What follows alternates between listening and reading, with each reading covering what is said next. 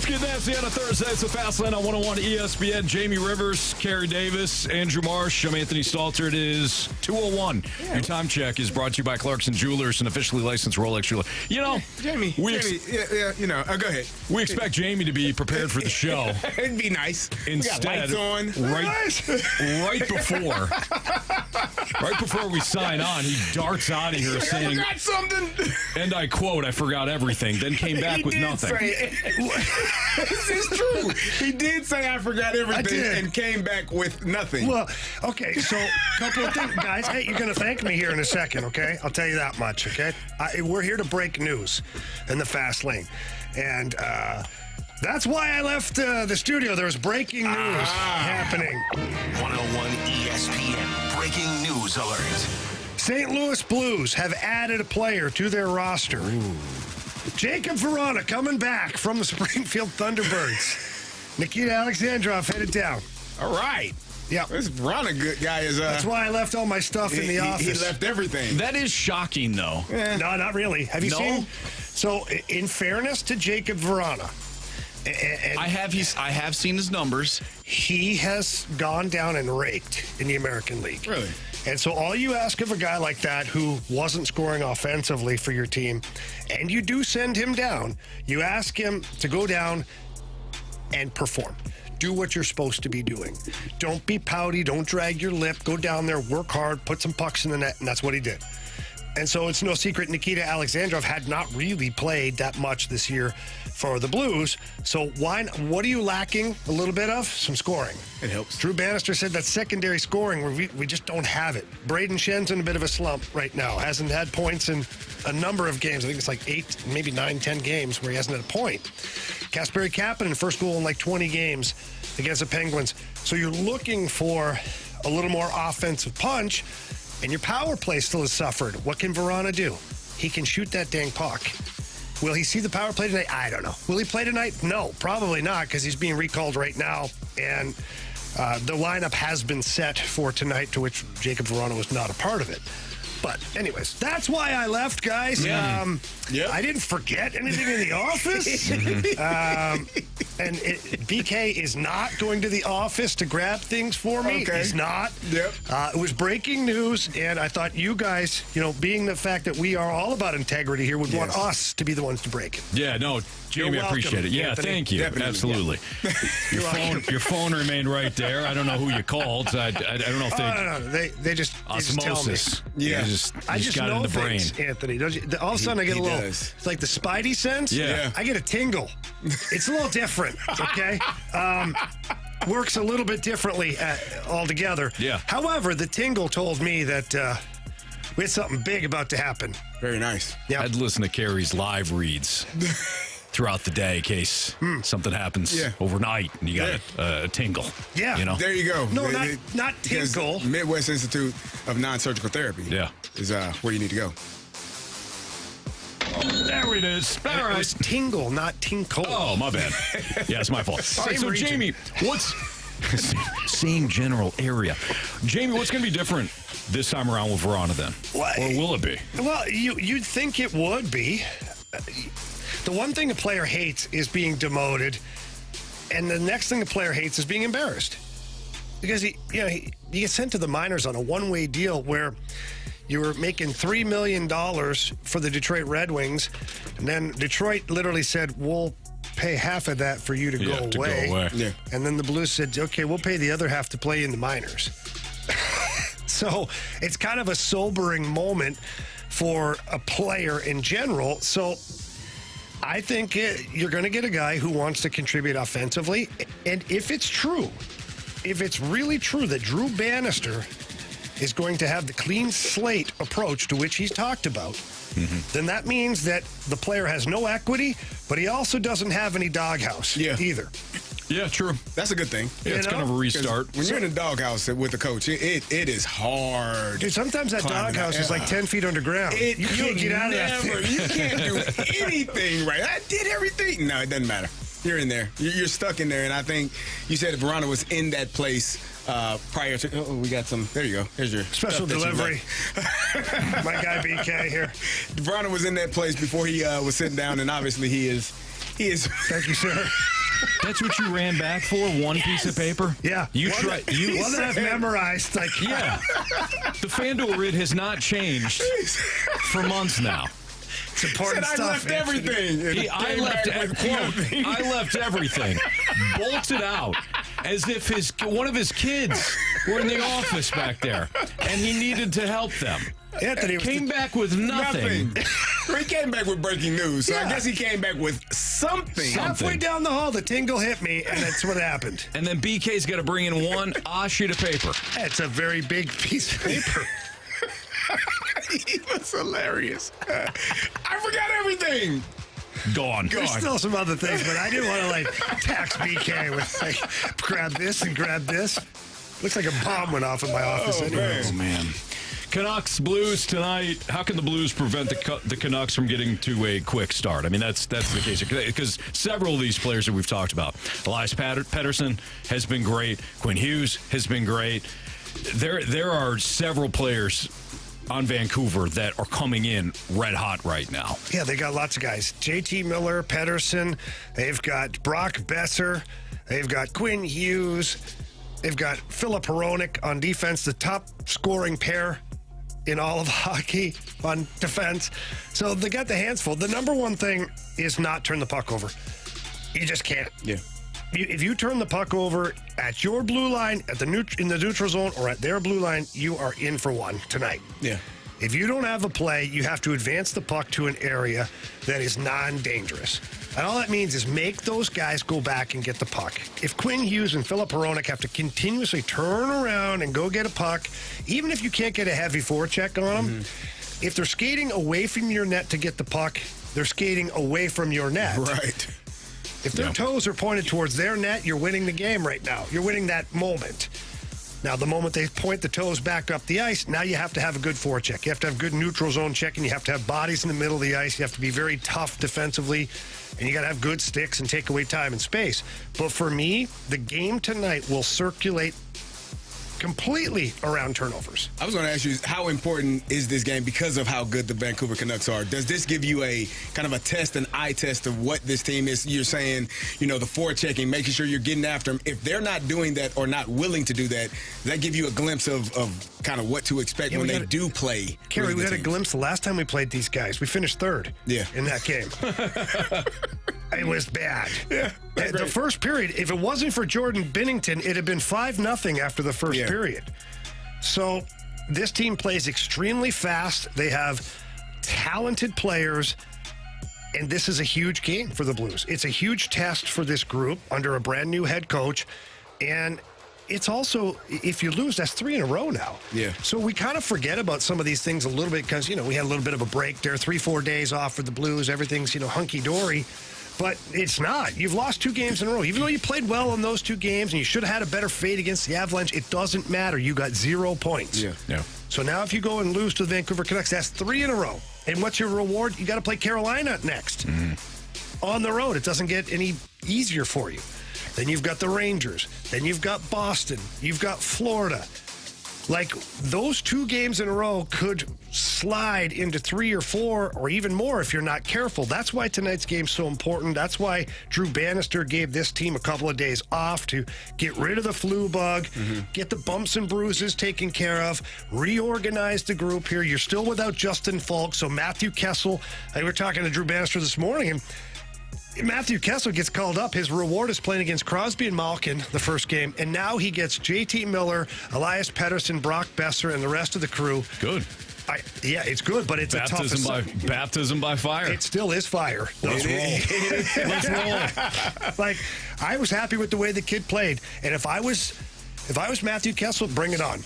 I want the assignment every single day, but it doesn't mean it's going to be easy for him. I think for me, what I want to see is, you've had 4 days since your last game. You shouldn't be fatigued or you should be well rested. You should be ready to roll, and you should have that energy and have it from start to finish. And like I said, we've seen times this season where that energy hasn't been there. It's been sporadic. It's been hit or miss at times. You don't have any. I know it's a long, drawn-out season. I know it can get heavy with the travel and with the back-to-back games or every other day, but you've had 3 to 4 days off. you've been able to get off your feet and rest and recover from illness or whatever may be going on. The holidays are over.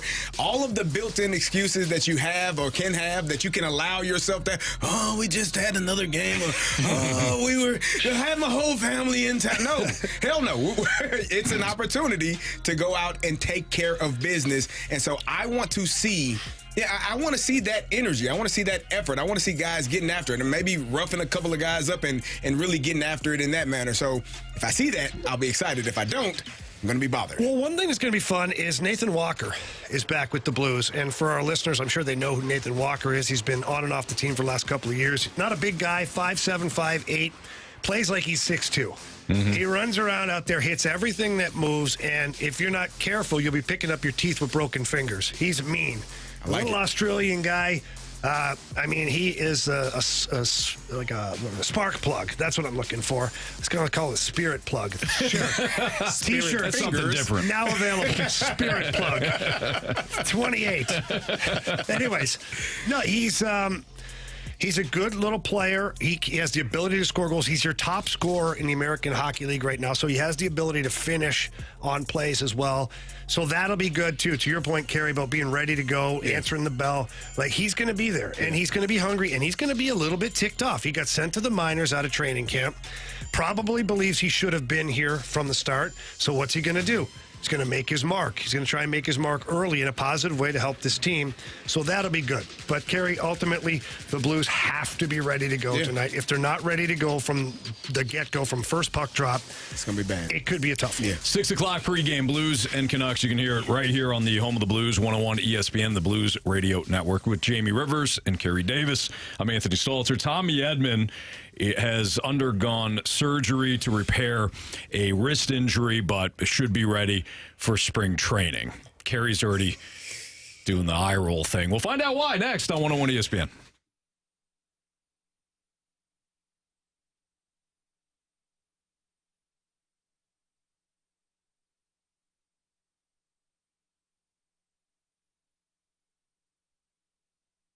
One week left in the NFL, guys, and there are a lot of games that are going to be pretty interesting, whether there's heavy favorites or guys that aren't even playing. It's going to be fun. It's going to be fun to use FanDuel, America's #1 sports book. And if you're a new customer, it's going to be even more fun because FanDuel is going to give you $150 in bonus bets, and that's guaranteed. Place a $5 bet, you get that $150. And the best part about it is, Kerry, win or lose, you're getting that $150. Yeah, Jamie, it's an easy app to use. You can just go on there. You can have so many different ways to bet, like the live same-game parlay. You got the Pittsburgh Steelers. You got the Baltimore Ravens. That's a live game. Things going our way, meaning Ravens. Pittsburgh Steelers. Yeah, no. Go Steelers. You can find bets in the new Explorer tab and make a parlay in the Parlay Hub, the best way to find the popular parlays and so much more. Visit FanDuel.com/fast and make your first bet a layup. Did you get yourself on that one, Jamie? That was awesome. I always love to get Kerry with Ravens and the Steelers. Go Ravens. So visit FanDuel.com/fast. Again, FanDuel.com/fast, like Kerry just told you. And then new customers get $150 in bonus bets guaranteed, win or lose, once you place a $5 bet. But you got to do it at FanDuel, the official partner of the NFL. Must be 21 and older and present in Illinois. First online real money wager only. $10 first deposit required. Bonus issued as non-withdrawable bonus bets that expire in 7 days after receipt. Restrictions apply. See terms at sportsbook.fanduel.com. Gambling problem? Call 1-800-GAMBLER.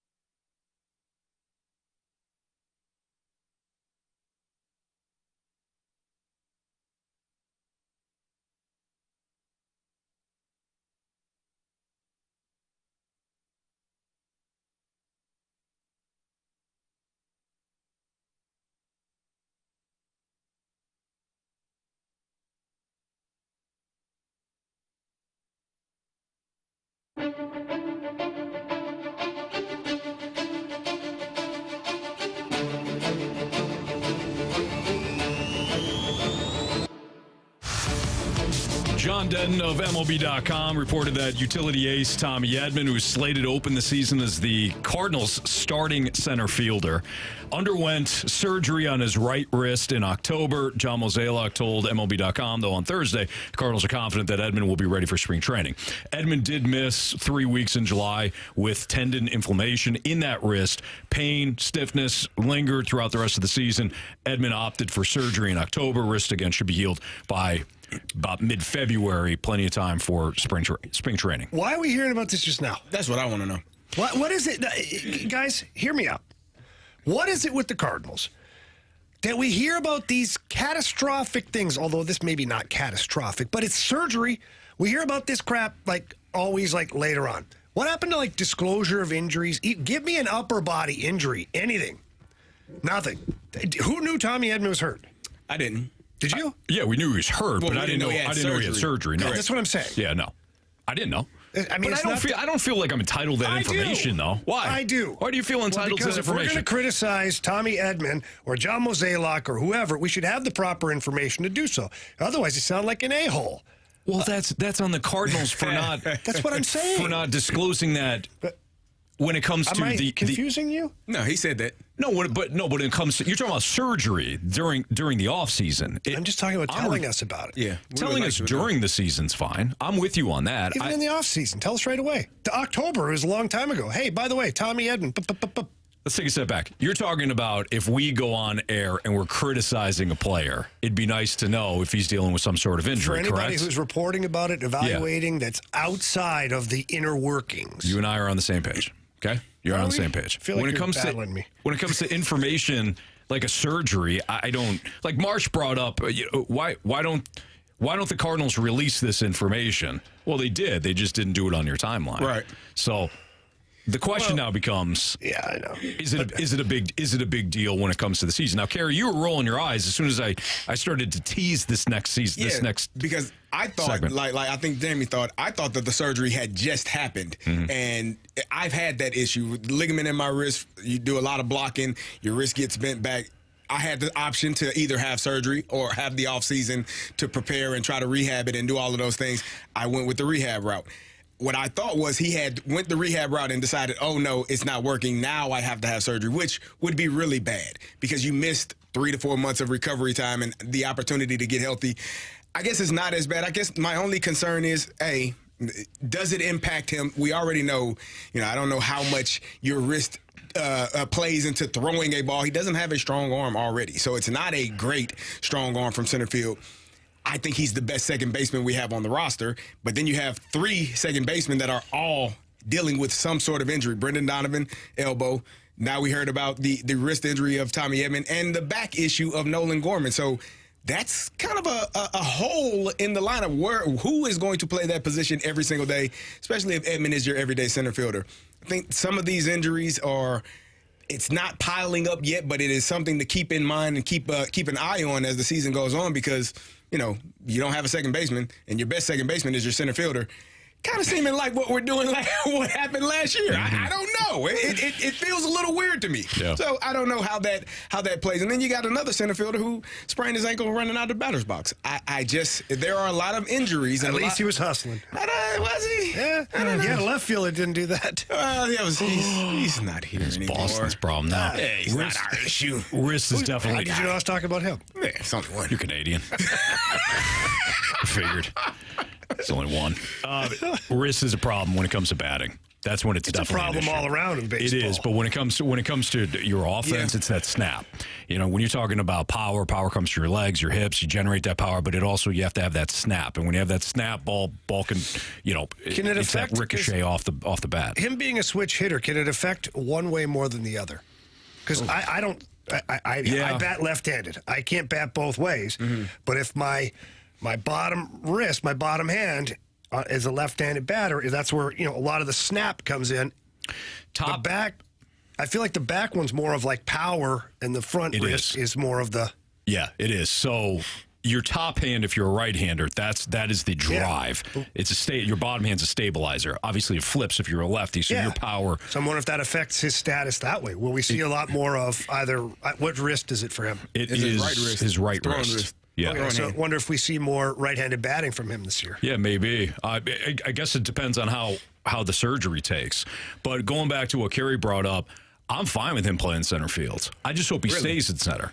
I don't want to see him at center one day and then second base another day. And then I'm looking for a stagnant lineup. I thought he played center field very well last year. Can I throw you a stat? Sure. So last year in 95 games, Harrison Bader was 9 outs above average. And I know this is just an analytical thing, but it's Harrison Bader because there are some people still pounding the drum that bring Harrison Bader back. Is that defense or defensively? Okay. Defensively. Well, Harrison Bader's with the Mets now, so. Yeah, well, people still at some point wanted to bring back Harrison Bader. And Tommy Edman, I believe, was only 70-some games, but he had 6 outs above average. Had he played the same number of games, it would have been like 14, which would have led the majors at the center field position. So defensively, Tommy Edman is a very capable, in fact, above capable defensive guy. Sure. Harrison Bader defensively is still. But this is all I'm talking about, better. is defensively. I'm not talking about in the batter's box. I would still take Harrison Bader defensively over Tommy Edman when it comes to center field, but that's not the big. I'm not saying Tommy Edman, to use your word, capable. I think Tommy Edman is more than capable of playing center field. Yeah. He is your best center fielder, quite frankly. It's not Dylan Carlson, and I would love to see Dylan Carlson get more of an opportunity here. He's your 4th outfielder. Period. Is it problematic that he's your best center fielder and your best second baseman? Because not if Donovan or Gorman can hold down second base. And if is a dirty word in the world of sports. It certainly is. It certainly is. But who's going to play center? You would hope that Dylan Carlson would have been able to do that because of his ability to play the position and his ability when he's hitting right to do that at the plate. I think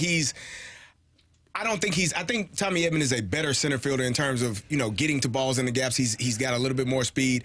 But for me, Dylan Carlson just looks more like what you want from a center fielder. And I think he obviously has a much better arm than Tommy Edman does in center field. So, I guess it's 6 in one hand, half a dozen in the other. Which one is more important?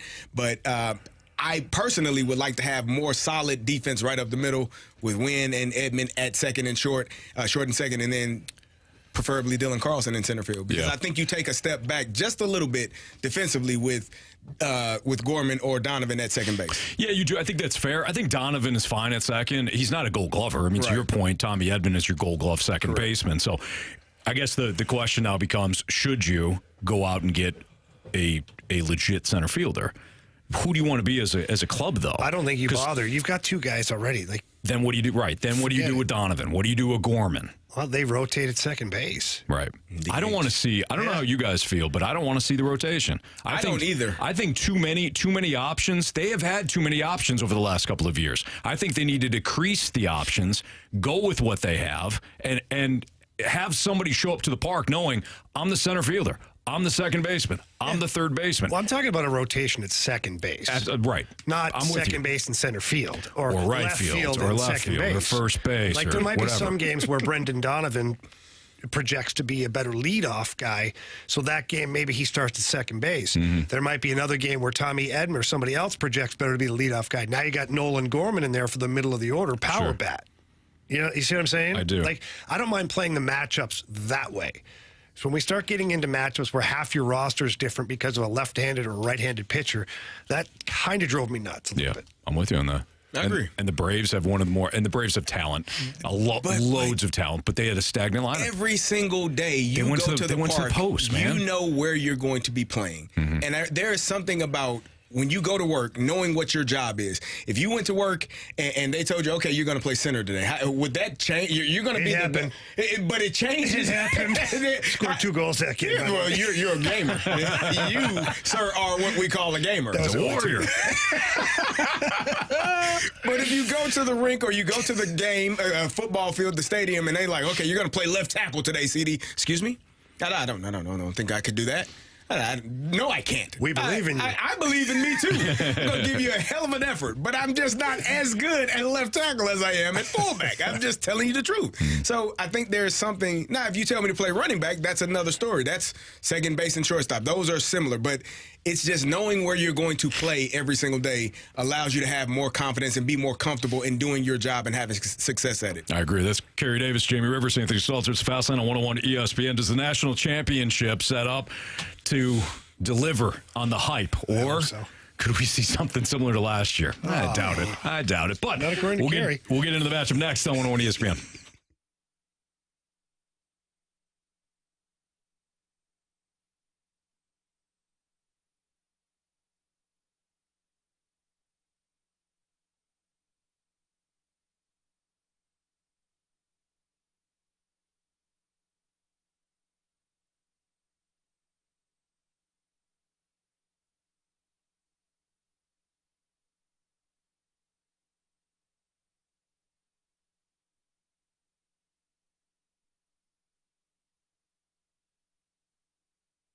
Hey, it's Kerry, and I'm wondering if you've heard about my great friends over at Mint STL. If not, let me tell you about them. If you're a man, maybe around the age of 60, and you're waking up in the middle of the night having to use the restroom frequently, maybe you get up and can't quite go, it's just not going the way you need it to go, well, you need to contact my friends at Midwest Institute for Non-Surgical Therapy. You could be suffering from benign prostatic hyperplasia, BPH, also known as an enlarged prostate. We understand getting up and trying to go and not being able to go is extremely frustrating, but my friend Dr. Akinwande at Mint STL has the solution. That solution is prostate artery embolization, or PAE. It is a minimally invasive procedure, groundbreaking minimally invasive procedure that treats BPH. It has lower risks of complications, no hospital stays, no suture, scarring, or general anesthesia, relief from the uncomfortable prostatic symptoms, and you can resume normal activities within a few days. Best part about it, it's covered by most insurances, so reach out to Mint STL today and schedule your appointment. That's MINTSTL.com, MINTSTL.com, and tell them Kerry sent you.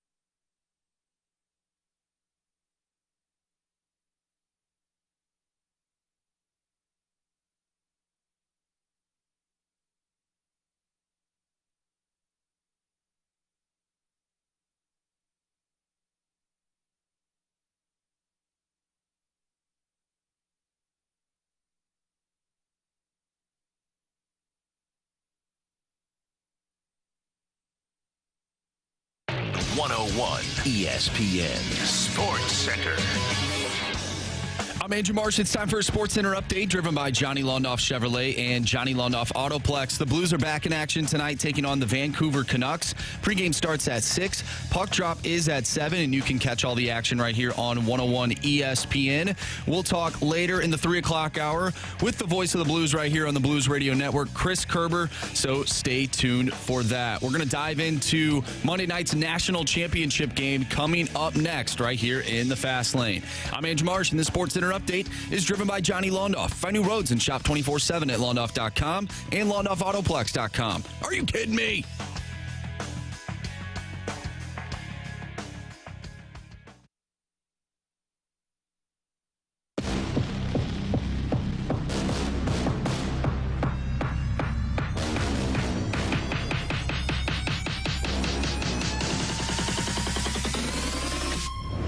You can always participate in the show, especially on the Air Comfort Service tax line 314-399-9646. What up to the Snake Pit today in the Air Alliance Team YouTube channel at 101 ESPN STL. Always appreciate you guys. But Jamie read off a text during the break that said, yeah, Stalter just wants a stagnant lineup so he could be better in the lineup game. Absolutely. Got me. Absolutely. There were some challenges last year. There certainly was. Absolutely. Are we going to see a challenging national championship come Monday, or are we going to see a blowout one way or another? It's hard for me to fathom a blowout one way or another. I don't see a blowout. I don't. I think the way this playoff in particular kind of evolved, I think that a couple things. One, I don't disrespect Washington. Do I think that they have the same football program as Michigan? No, I don't. I think it's a little different level for Michigan. Now, I could be wrong, and that's the beauty of it. But when I look at Washington, I've doubted them like 3 or 4 times this year. And every single time I have doubted Washington, they have stuck it where the sun don't shine. Mm-hmm. Like, without question. Mm-hmm. And so I don't think it's going to be a blowout. I think that each of these teams is going to be prepared very well. I think they both offer different game plans as far as their success is going to be. Like, obviously, Michael Penix is the key. For me, he's the key to Washington's success, whereas Michigan, I think it's the line of scrimmage. Offensive line and defensive line for them could be the difference makers. So I don't see it being a blowout. Yeah, I don't think it'll be a blowout either, and I do think Michigan wins this game. I said it a couple of days ago. If they take care of the football, they had way too many mistakes against that Alabama team, but Alabama didn't have enough of a powerful offense to really put up points and capitalize on the mistakes that Michigan made. If they make those same mistakes against Washington, they're going to be throwing footballs past them and over their head, and Michael Penix Jr. is going to have a hell of a football game. But if you limit those mistakes, if you limit those deep pass opportunities and get after the quarterback, Michigan did a really good job in that Alabama game of blitzing and getting timely sacks, getting the quarterback on the ground. Those things are important, and especially if you're going to be playing man behind it, because they're going to take some shots, and when you take shots, you need more time. If you get after them, don't let them get the ball downfield, you have more success. So I think Michigan wins this game, and it's going to be a Big Ten type style football game where they're running the ball, play action pass, get guys open in the flat when they get those opportunities, and then they take their shots. As long as they take care of the football, they should be good. The point spread isn't the end all be all, but last year's point spread was 13.5. We're talking about double digits in a national championship game. People, odds makers, they figured that this was going to be a decidedly unbalanced game, and it was. Georgia won 65-7. For what it's worth, the point spread in this upcoming national championship game is 4.5, according to our partners at FanDuel. So odds makers consider this to be a much closer matchup. This, to me, is a clash in styles. That is what I'm most interested in heading into Monday. And I'm sure we'll have the conversation, too. Like, what are you looking forward to? That's what I'm looking forward to. Michigan is more sleight of hand offensively. Washington's going to air the ball out. Not to say that they can't run the ball. I think they proved that in the second half against Texas. But Michigan, if Washington plays its game and it's scoring at will, Michigan is more of a time of possession offense. They can hang 30 on you, but they do it in a much different way. Again, it's a lot of motion, it's a lot of sleight of hand. So you have a distinct clash in styles, And if it's a Washington game, I could see it being high scoring. Yeah. If it's more of a Michigan game, I think it's going to be both teams are going to be in the 20s. It's 27-21 type of game. 24-21, something Michigan, like that. But again, if you allow Washington to make those big plays, they're going to put up 30. They'll put up 35, and it'll be easy, and it'll look great because they're going to be big plays, big splash plays. Washington wants to take big chunks and get opportunities to throw the ball down the field. If Michigan can, and that's my only concern is that on the Michigan side in terms of them not taking care of that. But I see them running that football and making the beautiful thing about running the football. I tell my kids this. I tell people this all the time. There is a point, literally a point in a game when you run the football at people. You can see that team break. It's either in the beginning of the third quarter, the end of the third quarter, maybe the beginning of the fourth quarter, and there will be a big run that should have been tackled for a 4-yard gain or a 6-yard gain, and then he breaks it for 25, for 35, a 60-yard run. You're like, yeah, they broke. They gave up. That's it. And that's what Michigan has to do. They have to run the ball at them until Washington decides, no mas. I can't do it no more. I thought Missouri started doing that against Ohio State in the fourth quarter because you could tell like Schrader all of a sudden it was like 4 yards, 5 yards, 6 yards, 7 yards. The Tennessee game is a great example of that happening. Yeah. Mizzou versus Tennessee, they broke. There was a point where Cody Schrader just play after play after play, and you could see them. That's it. They're done. They have no more to give. They've given their best shot. They can't do it, and they'll give up. We got a text from the 509. Washington's offensive line is underrated. Washington's strength of schedule is top 5. Michigan is in the 30s. Do you think that Washington has a chance because of how battle-tested they've been all season long with the amount of teams that they played compared to Michigan? Like, Michigan's top games were Ohio State and then Alabama, and in Penn my State. opinion. In Penn State, yeah. To go on the road. Some pretty big wins. To go on the road to Happy Valley, But it it's seemed legit. Without your head coach. Without the head coach. Yeah, It seemed like Washington was They up had against it every single week. They had a much tougher schedule. And first of all, let's state here. Washington, yeah, they did. That's the Pac-12. The Pac-12 was better this year than in previous Colorado years. was ranked like 10th at one point. Oregon twice, USC. USC was not. No matter what you say against USC, was not. You better be USC on point. They weren't good at football this year. Offensively, you better score though against them. Yeah, but did you see that there's two? You got to play defense too. Would you? Okay, so Usually, but Carey, who's the USC on Michigan's schedule? it's Ohio State. It was Ohio State. It was Penn State. I mean, I don't think USC was as good as people thought that they were. The hype was based off of Caleb Williams and what he was capable of doing, and it was not the same USC team as it was last year. But who's the USC on the? It wasn't Penn State. It wasn't Ohio State. That's my point. Even if you say okay, USC wasn't as good as what people thought coming in, I would agree with that. But who was the USC on Michigan's schedule where you knew you would have to put up, at the very least, you're going to have to put up 40 or 35? There wasn't one. No. But we played defense in the Big Ten. I was going to say that never really pertained to Michigan because of how solid defensively they are. Yeah.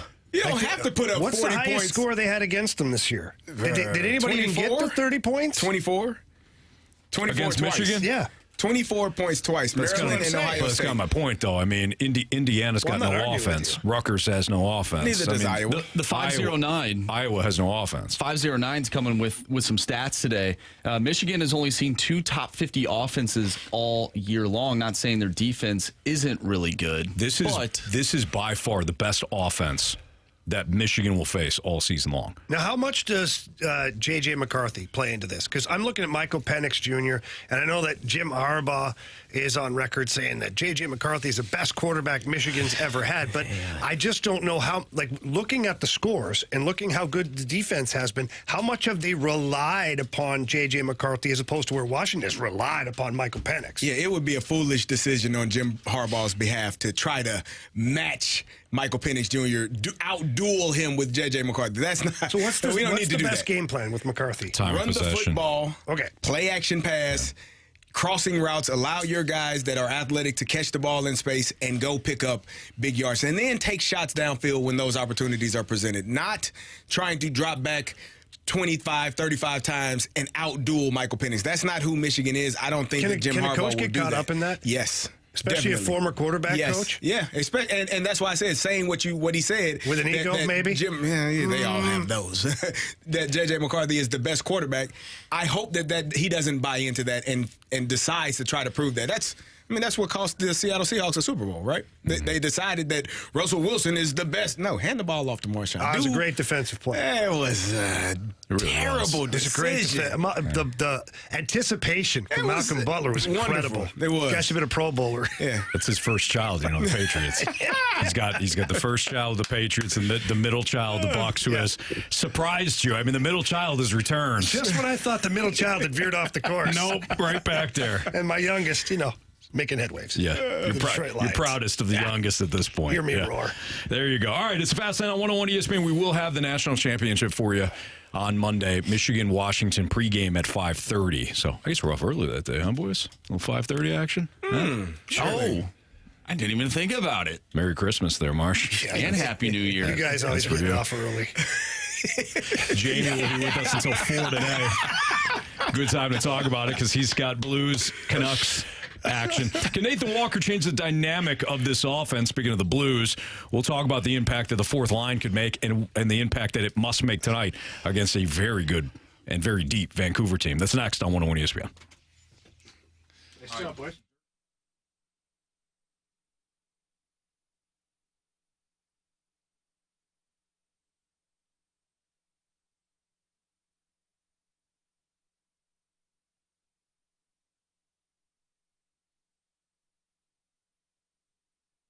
I'm Dr. TJ from the Institute of Natural Health. I'm inviting you to check out our show, Wellness 101, every Sunday at 7 a.m. right here on ESPN. On Wellness 101, we talk about how to optimize your health as well as all things health-related. We discuss how to take control of your health by being your own health advocate, and we offer practical tips for you to become the healthiest you possible. On Wellness 101, we cover topics like optimizing hormones, thyroid health, gut function, cardiovascular health, sexual health and performance, and many more. So join Aaron and me every Sunday for Wellness 101 at 7 a.m. on ESPN. Cheap, fun. If you're looking to upgrade your party, head over to Dirt Cheap, your one-stop shop for all things parties. And it's even if you're just having a nice, quiet little get-together, you want to make sure you're giving people the best, and you don't want to spend a fortune on it. That's why Dirt Cheap is the number one spot to go for all of your beverages, whether it's the beers that you're looking for or that selection of wines. Maybe it's a white wine or a specific red wine. Try to pair it up with a nice filet mignon or something like that. Head into Dirt Cheap. Talk to the representatives. They're going to steer you in the right direction. And when it comes to their spirits overall, whether it's the vodkas, the rums, or my favorite, the bourbon section, they have you covered. And I've said this before, don't be fooled by the name Dirt Cheap. All that means is the savings, not the product. So you're getting the best possible price on the best possible product. And Dirt Cheap has Elijah Craig, Angels Envy, Blanton's. They've got all the big dogs when it comes to the bourbon. Trust me, I know. They also have an awesome app that if you download the app, you get even more savings and you get notifications of upcoming sales and giveaways and all sorts of VIP clubs. Dirt Cheap has everything you need for your parties. So please stop by any location. Tell them Jamie Rivers sent you. And remember, have fun, but be safe out there.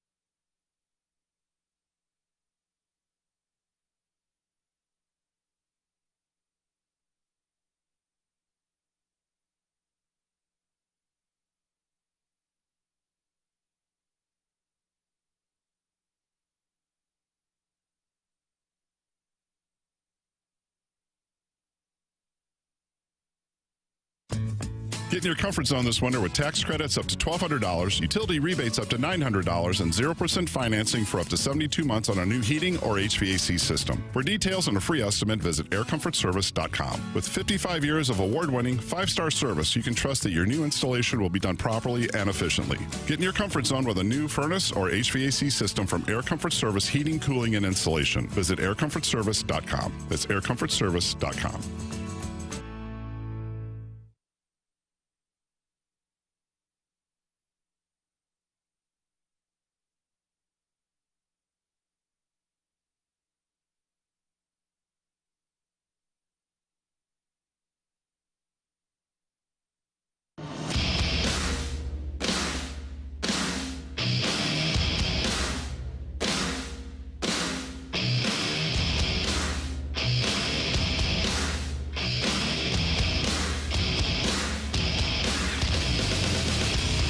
It's the Fast Lane on 101 ESPN tonight. The Canucks come to town.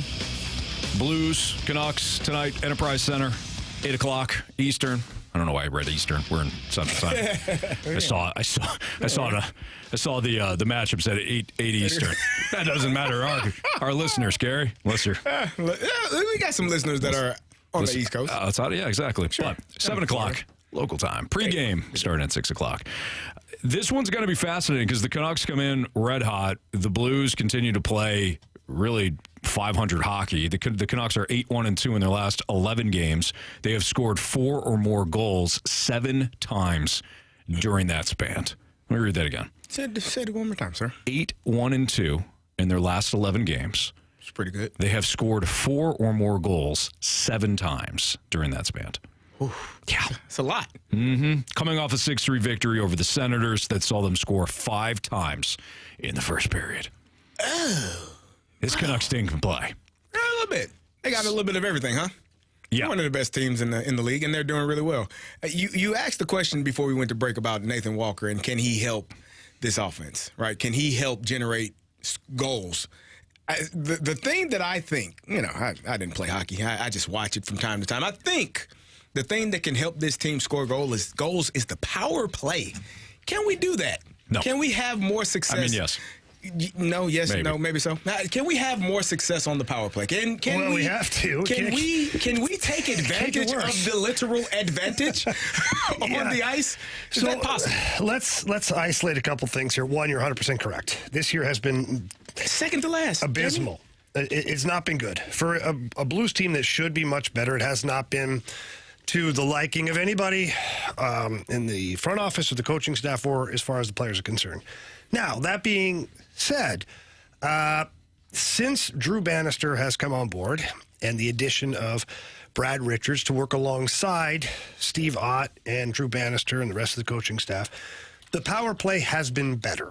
The problem is you have the rest of the season to add to it. So you don't get the luxury of just saying, by the way, we're only going to start this 7 or 8 games ago. Yeah. No, you don't have that luxury. You use the entire season, and the power play has not been good.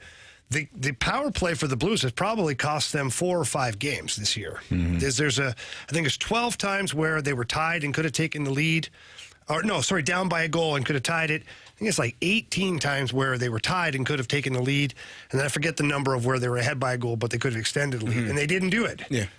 That's a lot of games. That's changing games. Those are games. That's like getting into the red zone and not scoring. And kicking field goals. Yeah. Not scoring touchdowns. And losing games because of it. Yeah. It's to me, it's problematic. And it's something, that's the part where I've asked you in the past, before I got on the show, I wanted to know what's going on.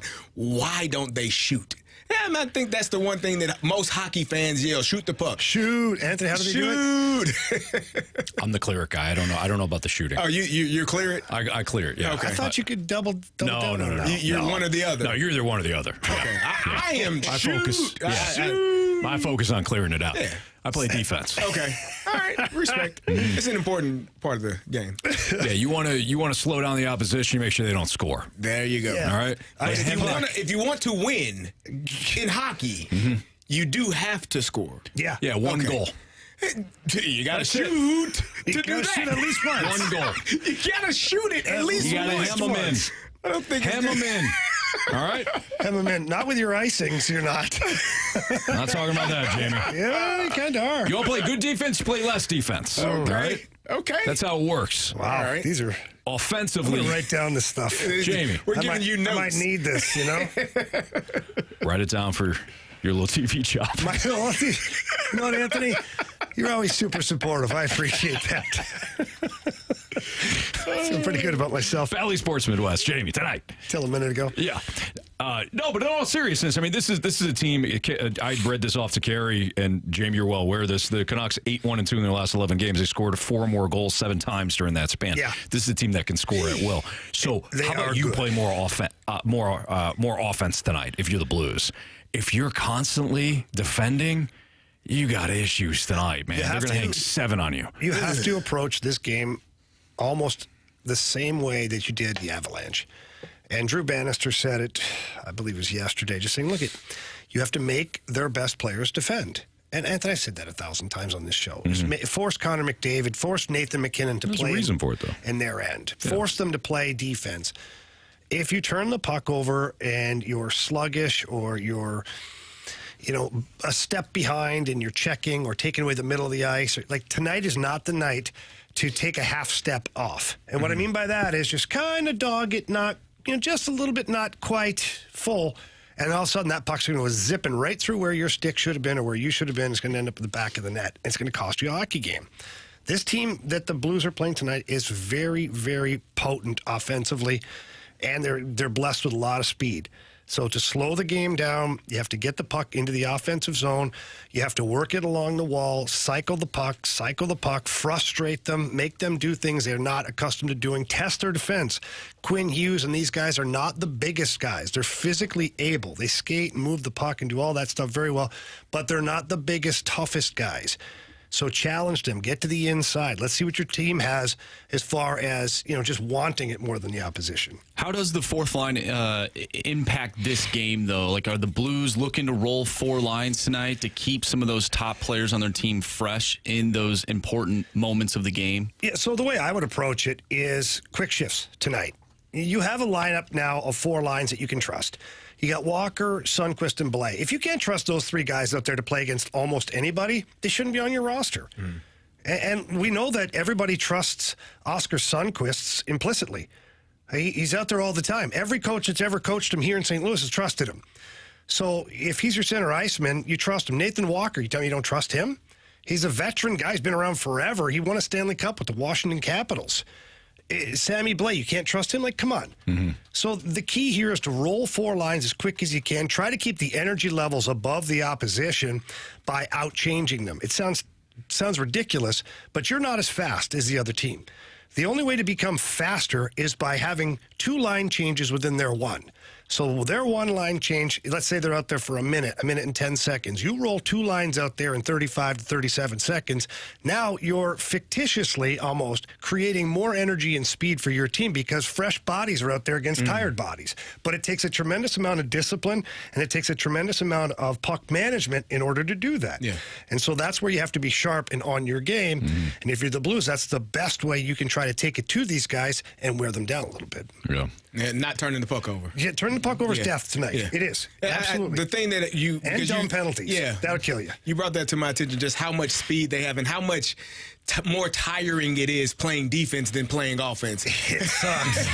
It sucks. It does. You're chasing around a bunch of guys that are fast. And, you can't do what you used to do, which is just club somebody, get away with it, and take the puck. Now you're in the penalty box. Now you've given them twice as much energy by giving them a man advantage. And this team, they function pretty good on the power play. So if I'm the Blues, that's the way I'm looking at it. And Nathan Walker, he's a good little spark plug. He's got good speed. He's leading in Springfield in scoring, 29 points in 30 games, 13 goals. So, again, you have to be able to trust your 4th line tonight, and you're going to need every single guy if you're going to come out here tonight and compete with the Canucks. You can listen to the pregame right here on 101 ESPN starting at 6 o'clock. Blues versus Canucks. Of course, we've got the game for you. And our guy, Jamie Rivers, of course, will be on Valley Sports Midwest in between the benches, getting in the sun. The tanning booth. The tanning booth. That's always fun when players come out for the game. I'm standing there and it's all lit up like a tanning booth. Like, I know what they're thinking. I know what they're going to say, and they always come over and chirp me. Do they? I respect it. Say nice things. You would do the same thing. 100%. Yeah. Nobody's safe. No. You know that. That's honestly our number one rule here in the fast lane. When Carey came aboard, Carey, you and I had a conversation. I said, look, there's only two things you have to know. one, nobody's safe, and two, we bury the bodies. That's it. There's only two rules. Carey's going to fit in just fine. And Carey didn't even say, I don't know what that means. What'd you say? You just go, done. Cool. Yeah. He nodded the head. Got it. Exactly. You got it. So the Braves just took on a reclamation project in Chris Sale. Is there a reclamation project that the Cardinals, if they were interested in winning, could they also look at a reclamation project this offseason? You like that snark? I do. That's next on 101 ESPN.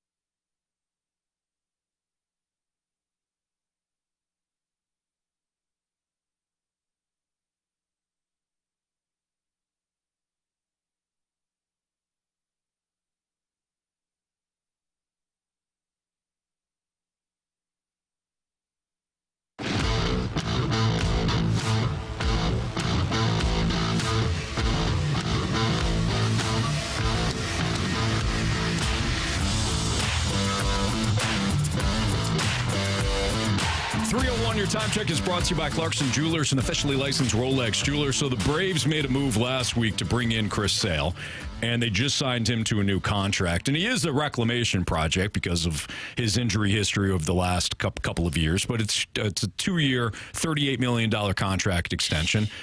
And I'd be a reclamation project for 2 for 38. yeah, no kidding. Yeah. Sign me up, too. Hey, this guy can't pitch anymore. Give him 2 for 38. Fine. What?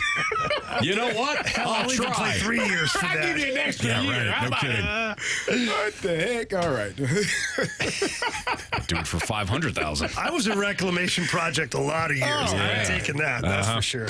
So the question is there another reclamation project that could entice the Cardinals? I don't think the Cardinals are going to add another starting pitcher. If they do add anything, I think it's going to be a reliever that we've never heard of. That's my prediction. But when it comes to free agents and pitchers, there is one guy that I find to be somewhat interesting. I don't think he's not going to knock anybody's socks off. It's not going to be Chris Sale, but it's Sean Manaea. He's 31 years old. He used to be at the top of the San Diego Padres starting rotation. He exercised an opt-out clause with the Giants back in November. He was due $12.5 million, so he opted out, and you expect that he'll get maybe a 1-year or 2-year deal in that range. Kind of had an up-and-down year, but his velocity was up last year. Had 128 strikeouts and 42 walks over 117 innings that covered 10 starts and 27 relief appearances. But this is somebody, a left-hander, that, again, was at the top of the Padres rotation at one point, top of the A's rotation at one point. I don't think he's that guy anymore, but for a year or two, this would be somebody that I would be interested in. Okay. If I were the Cardinals. Yeah, I don't blame you at all. I, too, have a reclamation project.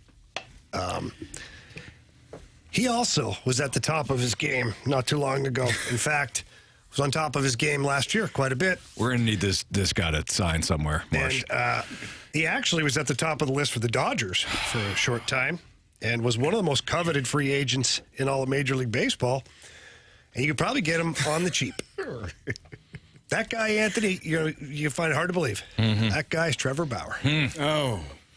Well, Carey? I can almost 100% is a lot, and it feels like a lot. 99% certainty What? that he won't be a Cardinal. I don't care what the certainty. He should be. You should be kicking the tires. I'm sorry, you should. I'll stand by. I'll die on that hill. I will. He's really good. He was really good. He still finished last year wherever the hell he was playing. He still finished top of his game where he was like on it. I just don't think that the Cardinals want that type of I understand energy. Well, and that type of energy is just the best word I can come up with for what he has. I agree what with he you. has been accused of, not what he was charged, not what he was. He was never charged with what he anything. was accused of, and he was never actually told to pay anybody out Yeah. anything because of even a civil not suit. anything that he was found guilty of, but what Correct. he was accused of. But I just don't think, even with the accusations, that's something that the Cardinals would want to have in their clubhouse, on their team, on their roster. Okay, let me ask you the question differently. Would you? Would I? Yeah. I would. I probably. Yeah, I mean, depending on what we have. I would. If Right I now, have what you've got currently, if you the can add roster, Trevor Bauer, he almost pushes Sonny Gray to second. I Almost. probably still wouldn't, just because I know what comes with it. I would. And But I would have rules in place for this guy. Yeah, but, I probably wouldn't, just because I know what comes with it. I don't think the Cardinals are going to do anything else in terms of starting pitchers. They have 5. One of them being Steven Matz, that I think we continue to just push by the wayside. Well, but we he's kinda getting have to. paid He's getting paid $11 million a year. He's barely Spent played. money. I'm telling you, his money spent Sunk means money costs. plays. That's usually how it goes. And I don't think, healthy, despite what he did, when he went to the bullpen, it was warranted. Like, he needed to kind of regather himself and get back, regroup, and get back to what he needed to do. And he did that. Then he got injured. But I think he's going to be your 5th starter. But he got injured again. I'm tired of watching the Steven Matz project. We got a lot that's that get injured But I'm over and tired of over it. again. I would Tyler rather. O'Neill. I'm just telling you, I would rather give a shot to a guy for a 1-year deal that's going to come on the cheap with an incentive-based contract, trying to reclaim his life. Yeah. I mean, it's no joke now. Trevor Bauer knows, whatever happened before, he was still with the Dodgers, kind of sort of with the team, kind of sort of still getting paid. It was kind of not real. Then last year, having to play in Japan and having all of this, basically his world collapse around him. Yeah. for things that, look, I wasn't in the room. I wasn't there. But so far, the justice system hasn't deemed it to be illegal, nor have they deemed it to be rewardable by paying out restitution in a civil suit. In a civil suit. Yeah. So therefore, yes, there's an energy that comes with it. There's no doubt. There is question marks. There's a lot to it. But if I could sign Trevor Bauer to like a 4-year or $4 million contract next year with a bunch of incentives that get him to 8 or 9 or whatever, that's a win. Would it make it easier? Well, you said there's no problem, but for me, I think it would make it easier if he spoke. And we don't need details, obviously, but spoke about. He has. But in detail. Well, I don't know. He spoke in detail, and he's exchanged all of the information I did see that, publicly. Yeah. It's all out there. You can find it. It's still thought of as that's the bad part about any accusation is once you're accused in the public eye, you are that person. Once it's the headlines, you got to go to the middle of the paper to find the truth after that. Correct. So that's where I get a little bit aggravated is because I have had teammates and people and individuals in the past. I have as well. Not to this level. Yeah. Okay. That have had situations like this that were completely false. And it derailed them from a professional and personal standpoint at the same time. So I'm looking at Trevor one of my Bauer teammates go through it as an option of, you know what? Yes, the Cardinals won't do it. I get it. But from my opinion, for my dollar, I'd kick the tires and at least have a conversation with the guy. I'm not saying I'm sending over a contract saying, by the way, all I have to do is sign this. I'm saying, let's sit down, let's talk. And then if I'm satisfied with the talk between Trevor Bauer, myself, his representatives and everything, then we further it to now, okay, maybe there is a little bit of a media tour that happens with That's this. what I'm talking about. Maybe. We get to that point. But I just don't see why you wouldn't. And I think one thing, I mean, even though he was accused and not charged, not found guilty, even something along the lines of being an advocate for that type of abuse, that goes a long way as well. I didn't do this, but I understand the sensitivity to it, and here is how I plan on furthering the conversation in a positive way. I think those things. That's fine, but that's not him. After he gets a contract, it might not be him, but those are the things that make people. I mean, Michael Vick got charged, and this is not the same, but Michael Vick was charged with a heinous crime, and he had to show people this is not who I am. He's on TV now. Exactly. He's on national TV. Yeah. There are players in every league that are still on national TV playing that have allegations just as bad, if not worse.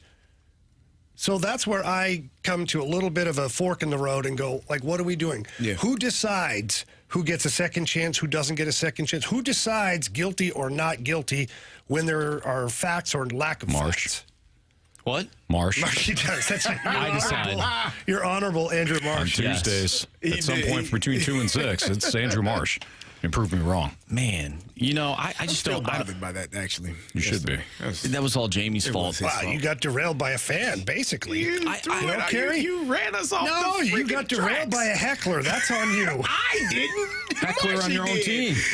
It happens. Maybe I had money on the game. I do not see Trevor Bauer fitting in this clubhouse whatsoever. No. Like, I just don't. Like, I could see Lance Lynn punching him in the neck, Anthony Stalter style. I kind of would want to see it. I would actually. I want to see it. I would Maybe actually that's be the okay medicine. with that. Yeah. Maybe that's the remedy. Like sometimes you do have to have a good old fight in your locker room, in the clubhouse. Like I'm not condoning it. I'm not saying that I've seen it or been a part of it, but I know that those things happen. Where guys get a little bit. You know what? I'm sick of you. Hey, you just go up to their locker. You've been doing it too long. I've asked you multiple times to stop, and so now I'm not going to ask you again. I'm just going to punch you in the face.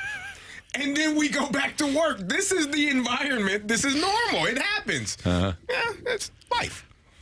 Jonathan Papelbon once strangled Bryce Harper right there in the dugout. As he should have. Yeah. Look at Bryce Harper now. Now he's a leader. Now he's a leader, exactly. Just saying. You know what? Had to get strangled. Now we're good. All right. Chris Kerber's going to join us next to talk about tonight's Blues-Canucks game here on 101 ESPN.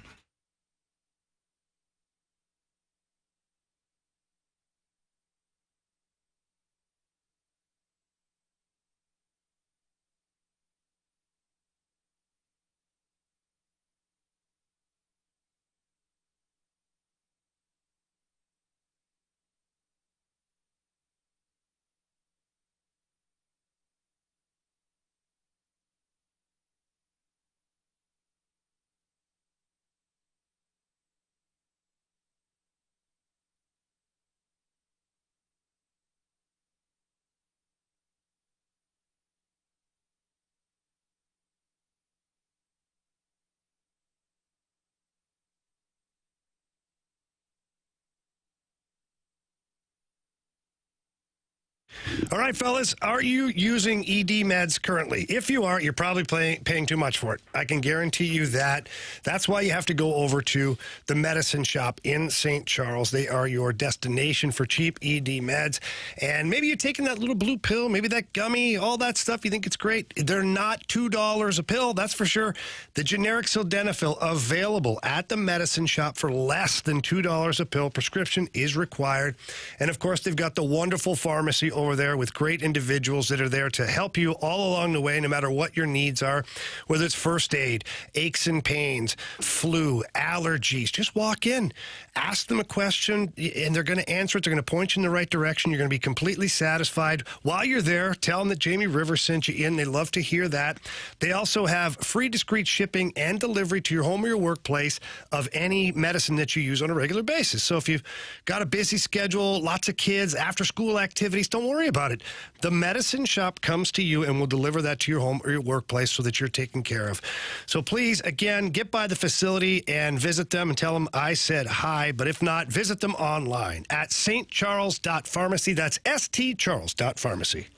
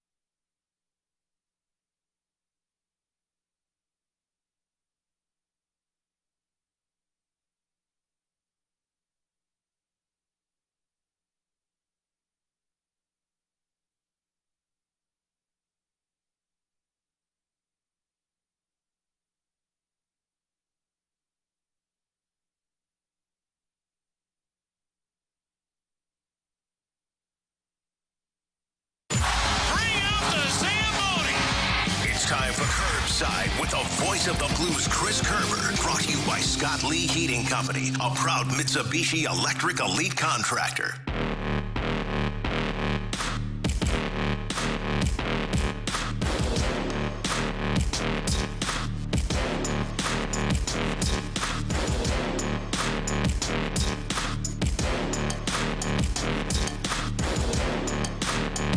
Tonight, Blues Canucks pregame starting at 6 o'clock. You'll hear, of course, from Alex Ferrario and Joe Vitale. And our next guest, Chris Kerber, joins us via the 101 ESPN Celebrity Line. Happy New Year, Kerbs. How are you? Doing great. How are you, Anthony? Doing great. We're loving the addition of Carey Davis, who's with us right now, CD, Jamie Rivers, Anthony Stalter. We're fired up for this Canucks game, although the Canucks, they come in and they've scored 4 or more goals 7 times in their last 7 games. So this is going to be a nice test for Drew Bannister's team tonight. As you look at this matchup, what's one thing you're kind of anticipating ahead of tonight's game? Honestly, it comes down to that. can you keep them from scoring a whole bunch of goals? The Blues have had an issue in their game over the last 2 seasons. It's been their defensive play and keeping the puck out of the net. And if there's any strength of the Vancouver Canucks right now, they seem to be able to score whenever the heck they want to. Now, they're giving up some goals of late as well, but it's only like one regulation loss in their last 10 or 11 games. They can score, and if the Blues are scrambling defensively, they're going to be hurting tonight. Curbs, Matthew Kessel got his first action last game against the Pittsburgh Penguins.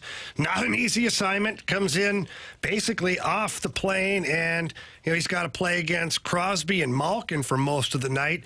He did a great job. Thought he was very solid. Now tonight, it's a bit of a different animal. A lot of speed and skill over on the Vancouver Canucks side. What did you see in that first game from Matthew Kessel, and how do you think the young man's doing?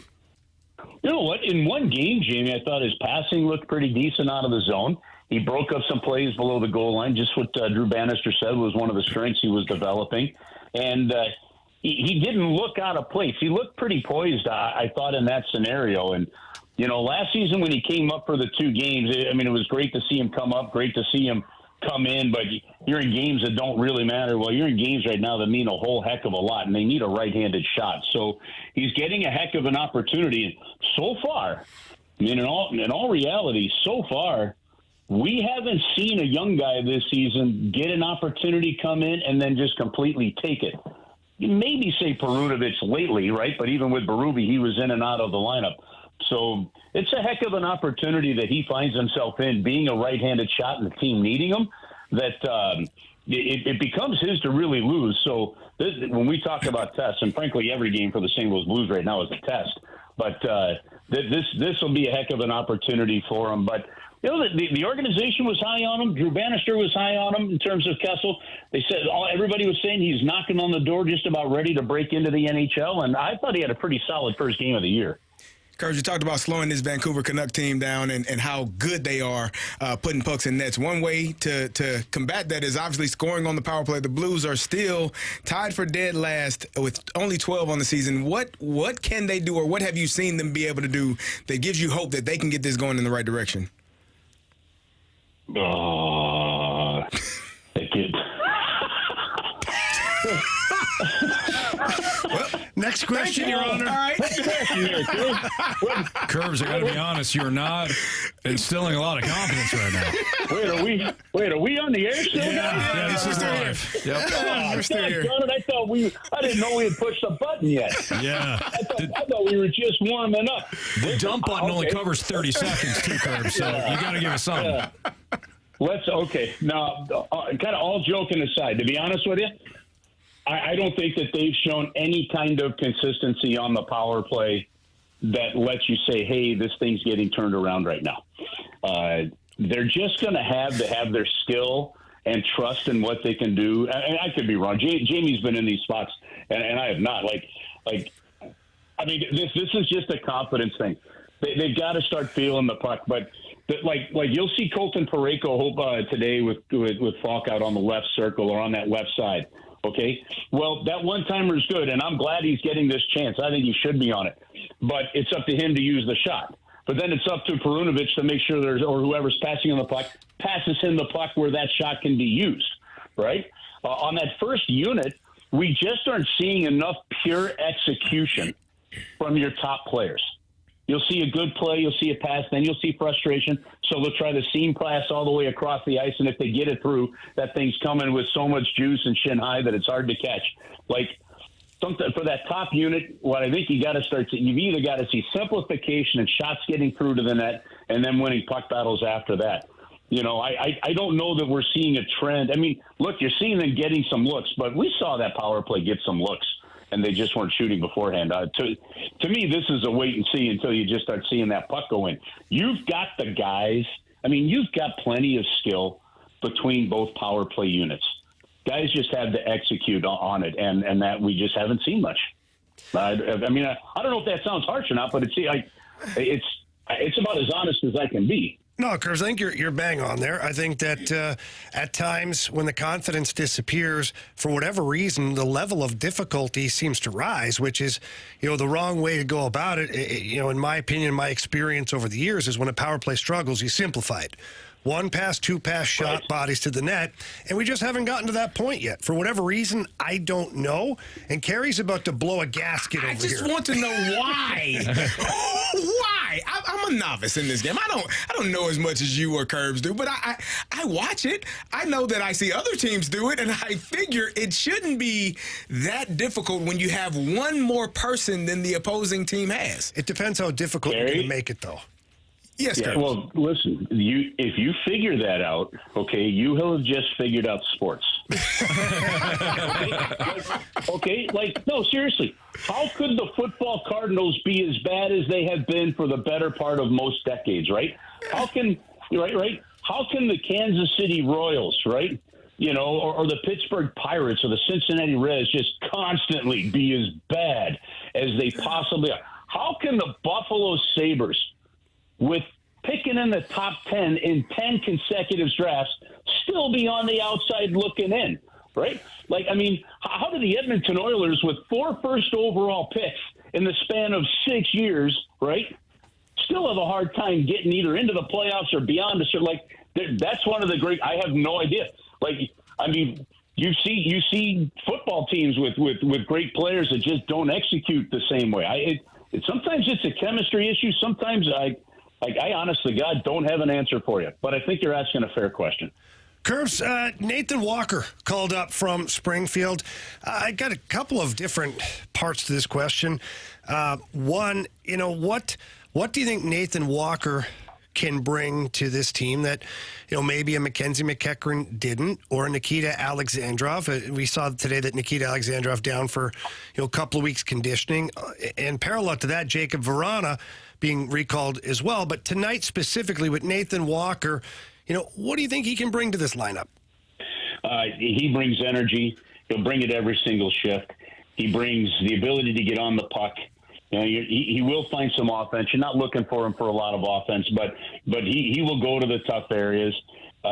He's going to push somebody around in front of the net. And again, when I was talking earlier, Jamie, about look at the guy, like whether it be Alexandrov in and out, Verana getting on waivers, all the guys that were sent on at the beginning of the year, McEachern calls up. There's a spot here. I'm looking at the lineup again tonight, and there's not a whole lot of options for Drew Bannister here, is there? You can maybe juggle a couple of lines, but you're looking for something to take hold in that bottom 6 since Jake Neighbors played himself out of it and a way to get up the lineup.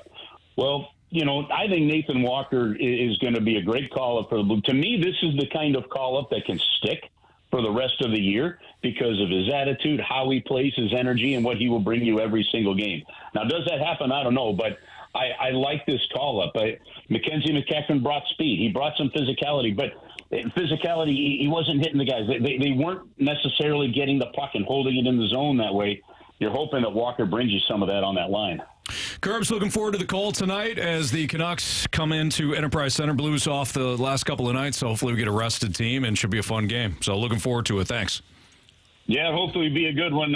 Sorry, Carey stumped me on that one question there. I'm trying to figure it out myself. We're all stumped. We're all stumped, exactly. Yeah. All right, Curbs. We'll be listening tonight. See you. All right, see you. That's the voice of the Blues here on 101 ESPN, Chris Kerber. I think we found the issue. It's from the 618. And it asks, are the Blues fans yelling, shoot, loud enough? Maybe that's what's causing It's the Blues fans' fault. There you go. Clearly. They didn't believe enough. They didn't believe. Not in this case. You got to believe that it can happen. I got the Blues fans' backs on this one. I think they believed the right amount. You got to believe. Yelling you got to loud have enough. faith. I think they have been. You got to be louder. Down between the benches. You don't hear them. You hear them faintly. There you go. It's not loud enough. I want my eyeballs to rattle. There you go. I can tell you right now, the game that I went to when they played Vegas, They're loud. I had someone behind me screaming "shoot" the entire game. See? When I don't even think they even had the puck. Didn't matter, did it? Dedicated. It didn't matter. They were yelling Dedicated. "shoot." Yeah. Stoltz had a great game. And then when they took like 10 penalties, then it was they were getting after the referee. Yeah. So they had a bone to pick. But the bottom line is they're dedicated. Now I'm going to put this one on the players and the coaches, believe it or not, this power play issue.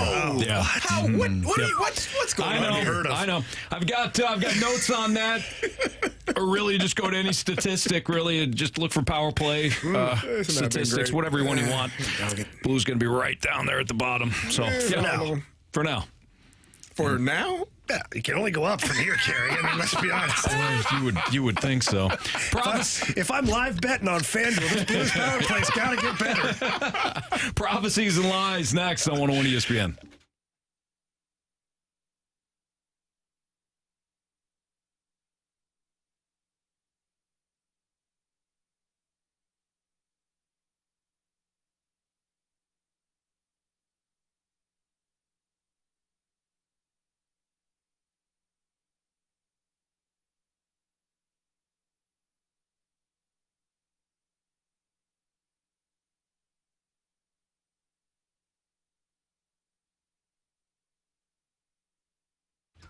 When it comes to the new year and new you, how about a new vehicle? Courtesy of Auto Centers Nissan Herculaneum. They've got great deals going on throughout the month of January to kick off the new year.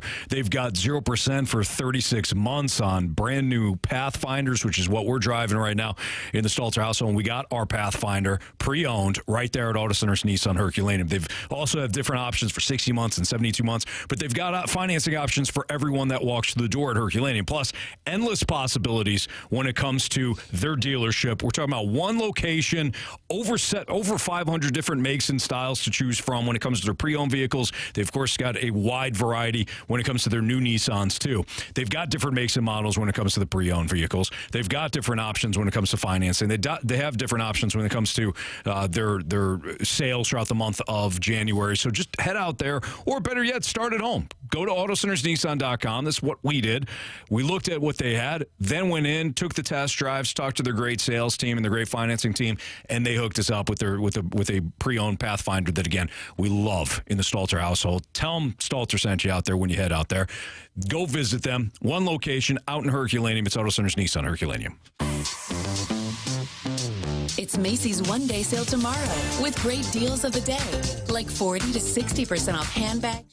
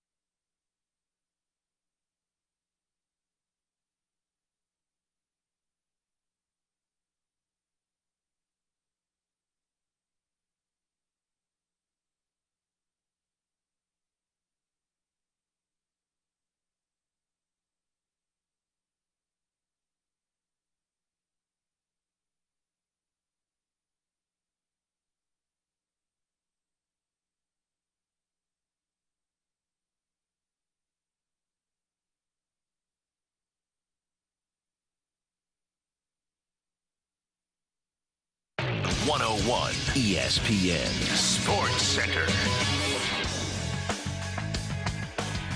I'm Andrew Marsh. It's time for a Sports Center update brought to you by Saliga Heating and Cooling. The Blues are back in action tonight, taking on the Vancouver Canucks. Pregame starts at 6. Puck drop is at 7. We'll have all the action for you right here on 101 ESPN.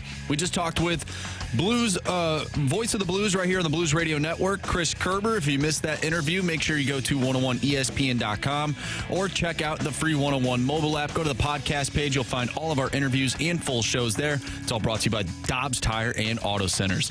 This Sports Center update is brought to you by Saliga Heating and Cooling, independent American standard heating and air conditioning dealer.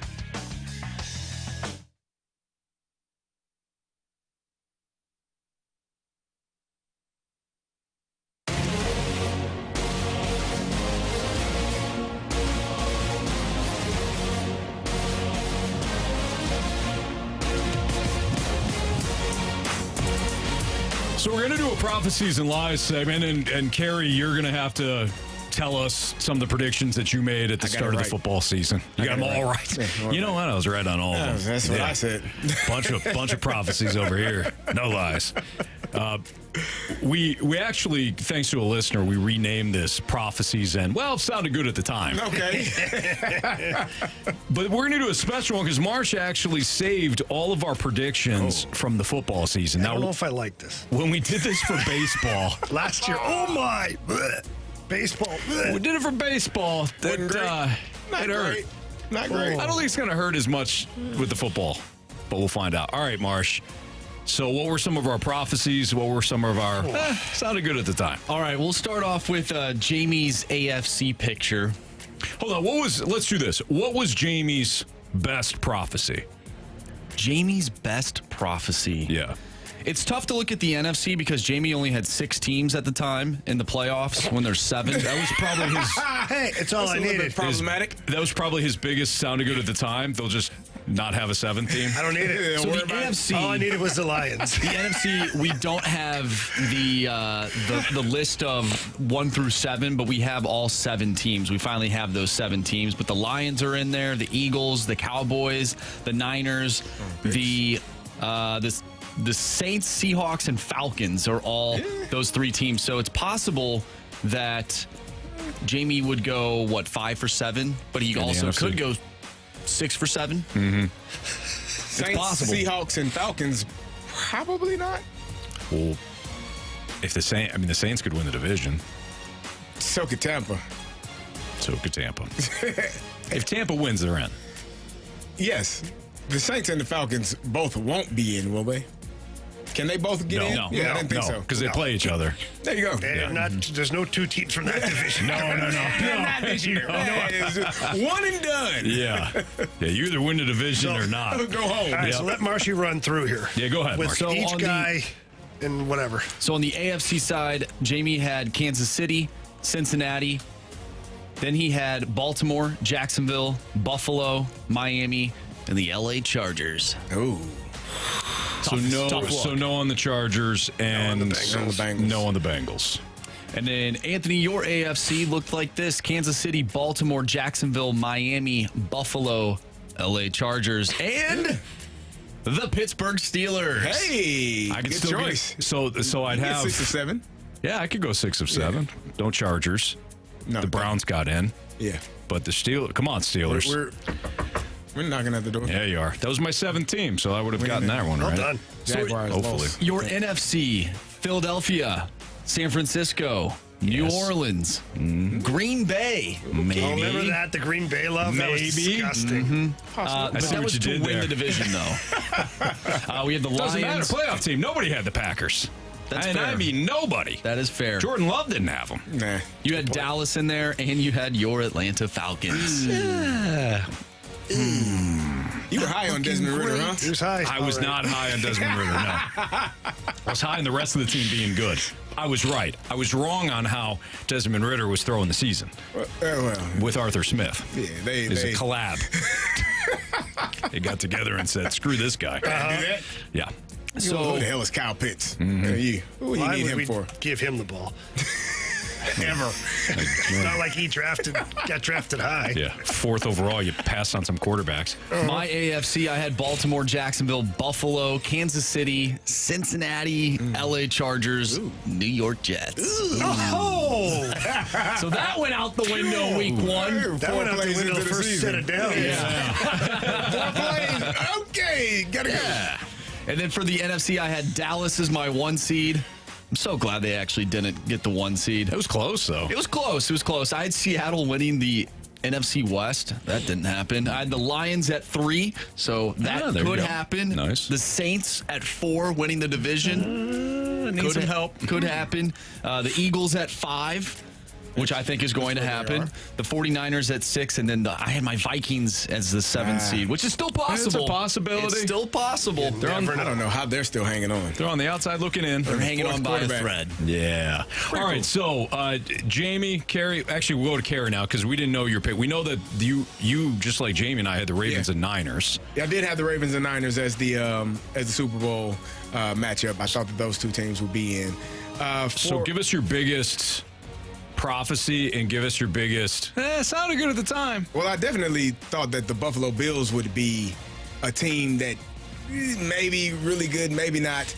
I didn't think the Miami Dolphins would be as good as they were, and I probably had the Browns finishing last in the division, despite of having Deshaun Watson, and obviously he's hurt now. It's Joe Flacco, baby. Joey Flacco. Joe Cool is what he was called. A Super Bowl. Yeah. Okay. He won a Super Bowl. He was great. That guy's a winner. He is a winner. He's a champion. He what is. That guy is. He did more than Trent Dilfer did. It's not saying much. He did way more than Trent Dilfer did. Good for him. Man, Carey hates this guy. Give any credit. Joe Flacco. He is not going to give any credit to a former Raven the greatest and a current defensive Brown. players to ever play the game. Joe Flacco, Mizzou, which one? That's definitely Mizzou. His daughter goes to Mizzou. If you guys haven't figured it out, Carey hates every team in the AFC North not named Pittsburgh. That's correct. There you go. I probably had the Pittsburgh Steelers winning. Well, no, I didn't have them win the division because I had Baltimore winning. But I had them Super Bowl. I didn't think that they were that good. I definitely didn't have the Los Angeles Rams not making the playoffs was on my list. I had no reason. I mean, Randy and I looked over the defensive roster and we said, who the hell are these guys? Like, we didn't know. We had no clue other than Aaron Donald. That was probably the one name. We know that guy. Mm-hmm. Everyone else, who the hell are these guys? Didn't know, didn't care. Matthew Stafford didn't even know his wide receivers' names, according to his wife. Well, thank goodness his wife let us all in on that, because I know, Carey, you would have appreciated that had your wife been bothered. Put that out publicly that you don't know who your players are. Probably not say that. Shh. Well, now he knows who they are, especially Puka Nacua. Yeah, no kidding. We all know who that guy is. Mm-hmm. We didn't know who he was before the season started. I had the Rams and the Bucks in like the top 5. Really? Of the NFL draft. Oh. I was about to say bullshit. I thought they were going to be terrible. Those are my 2 worst. I thought they'd be. I think probably the Texans as well, being a team that wasn't going to be good at all. Despite having a couple of high draft picks, you figured that they would be. You know what? I know which one was my worst take. It was Justin Fields. MVP. It's terrible. I didn't have him as an MVP. You jumped on that MVP but bag. I had him as I think he's going to be a really good football player. I don't know what he puts in that coffee, but Mike. Notice how I didn't say quarterback, right? He's a really good football player. He's going to be like Taysom Hill. Yeah. No. Punt returners. No. Yeah. I thought that one. And probably that the Denver Broncos were going to be a much better outfit than they were. They tried. Well, they were. Yeah, they tried for a second. They did for a hot minute there. Oh, you know what else I had? And you'll remember this, and this is a terrible take looking at it now. It's a terrible take because I told you how much I liked which quarterback.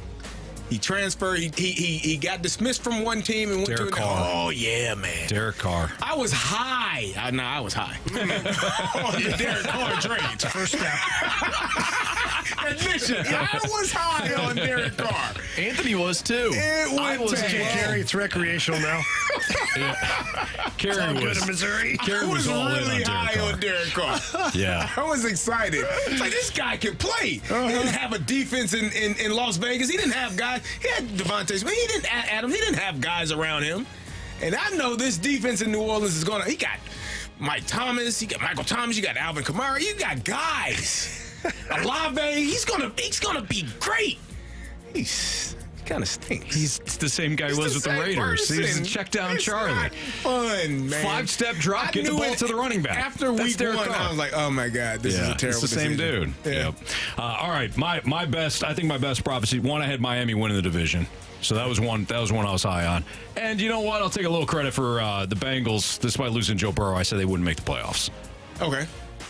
And granted, you do have to factor in Joe Burrow's injury there, but still, I told you all. Told every single one of you. It kind of matters. Jamie, you? Best prophecy, best? That sounded good at the time. For me? Well, I thought... give me that list again. Well, the Bengals, for me, was the biggest miss. AFC or NFC? Well, it'd be AFC. Yeah, you didn't have many big misses. I was okay, but I had the Bengals finishing second, I believe, in the AFC. And we all had the Chargers. Like, we all thought the Chargers were going to...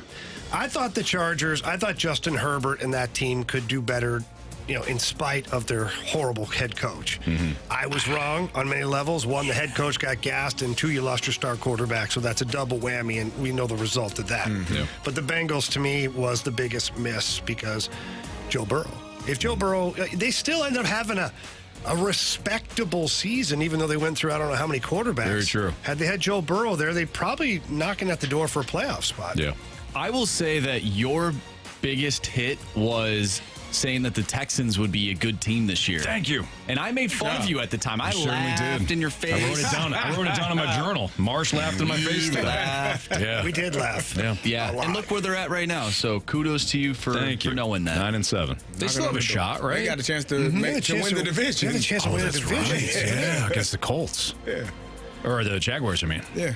Boy, who had the three AFC South teams with winning records? Nobody. I had one team with a winning record. Same. Jacksonville was the only team. Yep. The other three I thought was going to be just a disaster. And the other three drafted quarterbacks. Right. Yeah. So why and would the you one that assume, not even use it? I mean, Anthony Richardson's been out since what, week 4? The other three teams drafted a quarterback to replace the guy that they had. Very true. Yeah. All right, it's Fastlane on 101 ESPN.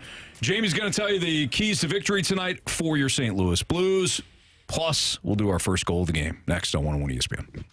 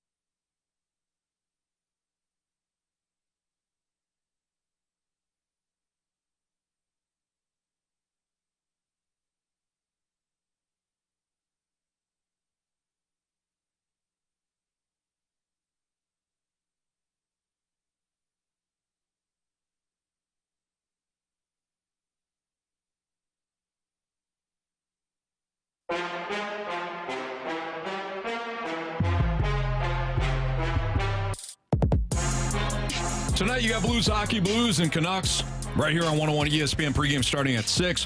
Jamie, what are your keys to victory tonight? Well, we've bounced around some ideas for the entire show, and I'm going to start right where I have been absolutely just hammering it home, is puck management. And I know that's a big umbrella, but puck management pertains to, how you advance the puck, and it also falls into the category of turnovers, too. Managing the puck so you don't give it to the opposition. So tonight, the number one thing for the St. Louis Blues is puck management. Do not turn it over at any of the lines. And that's just hockey terminology for blue line, red line, blue line. Don't turn it over at the lines. If you're not turning it over there, the other team has a tough time to transition and hurt you. So puck management, number one. Number two is discipline. Discipline in two different ways. One, to your systems. Don't chase around all night long. Make sure you take away the middle of the ice, angle guys out properly, stay disciplined in your checking and in your formation defensively in the defensive zone.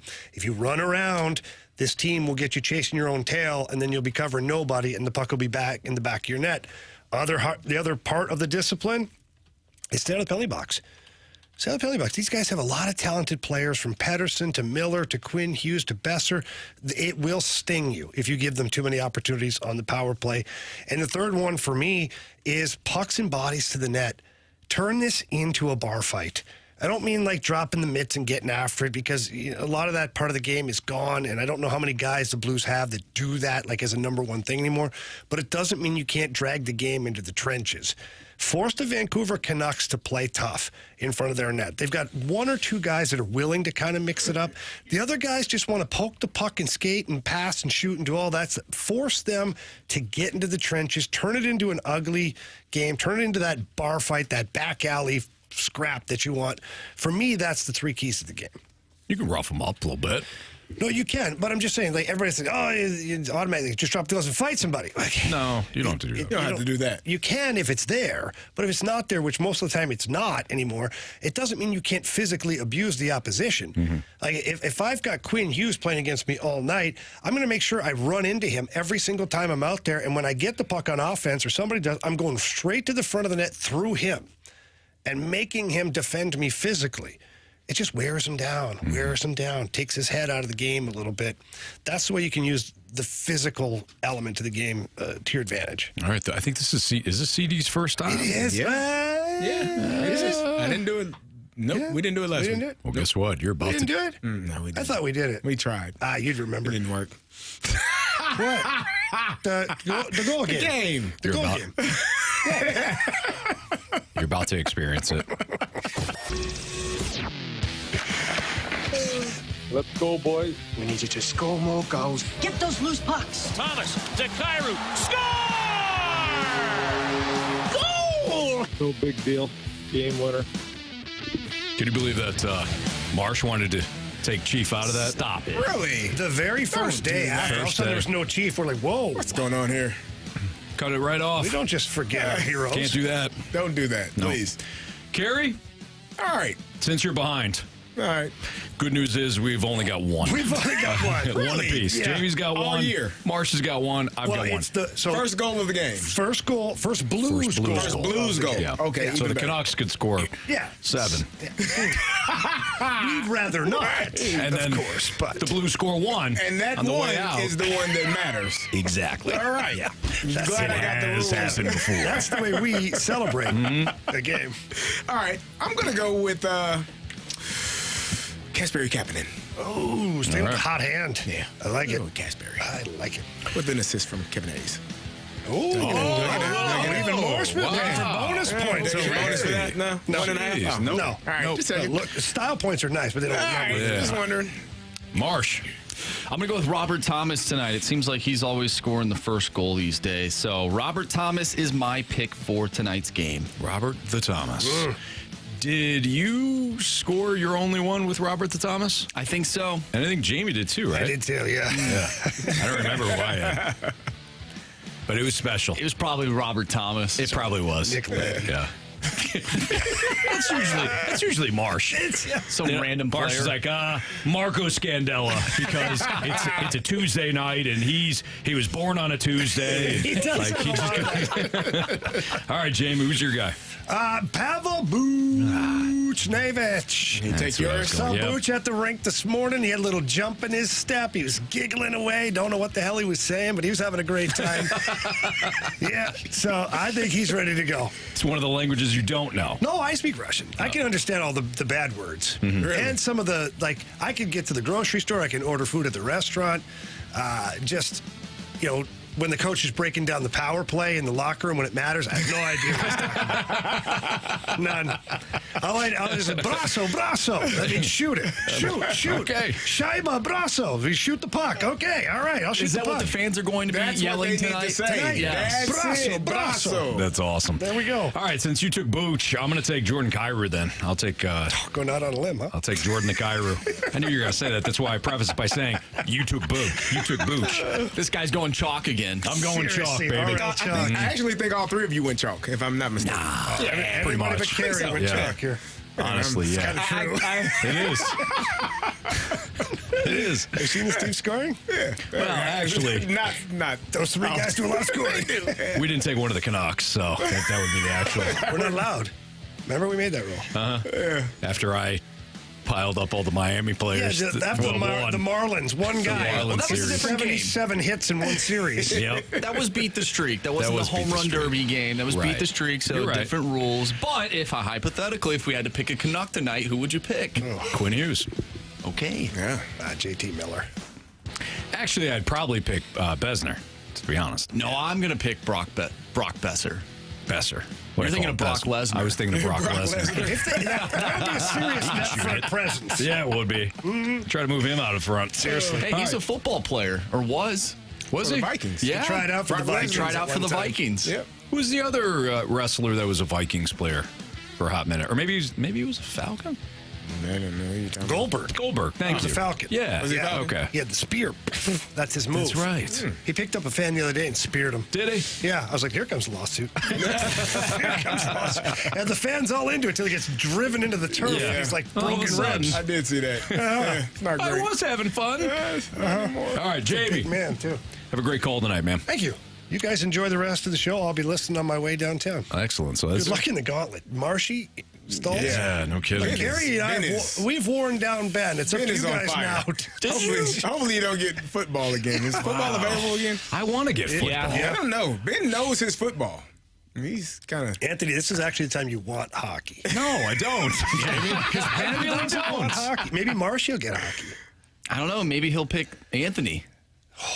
He's been avoiding hockey, can't which I wait think that means he'll avoid me. I'm going to blow a hip flexor getting to my truck. Trying to get out to the truck. Gauntlet next on 101 ESPN.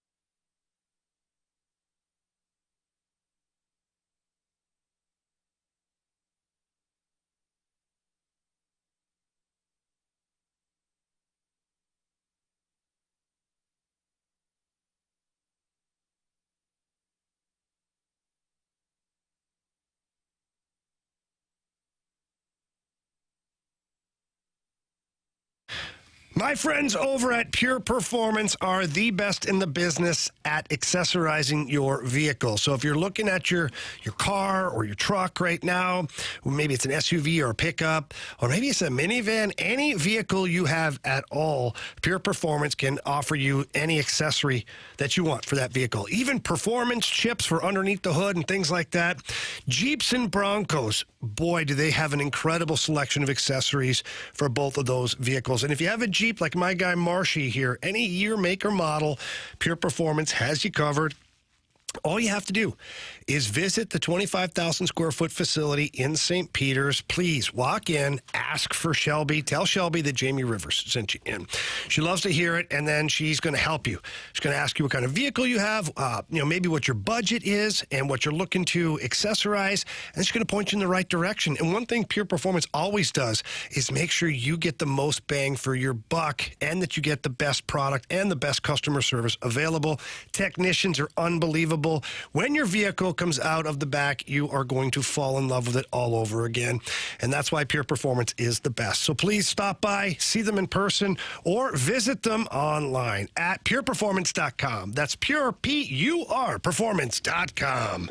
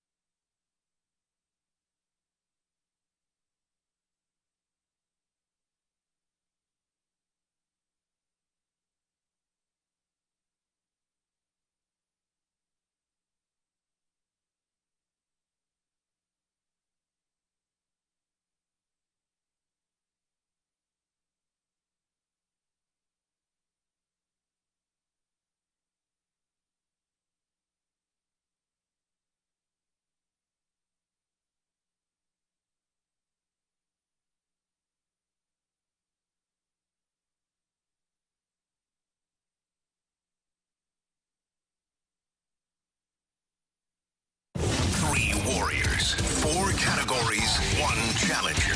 Can you master the Gauntlet? Brought to you by Master, your hometown source for business communications for more than 30 years. Visit masstour.com.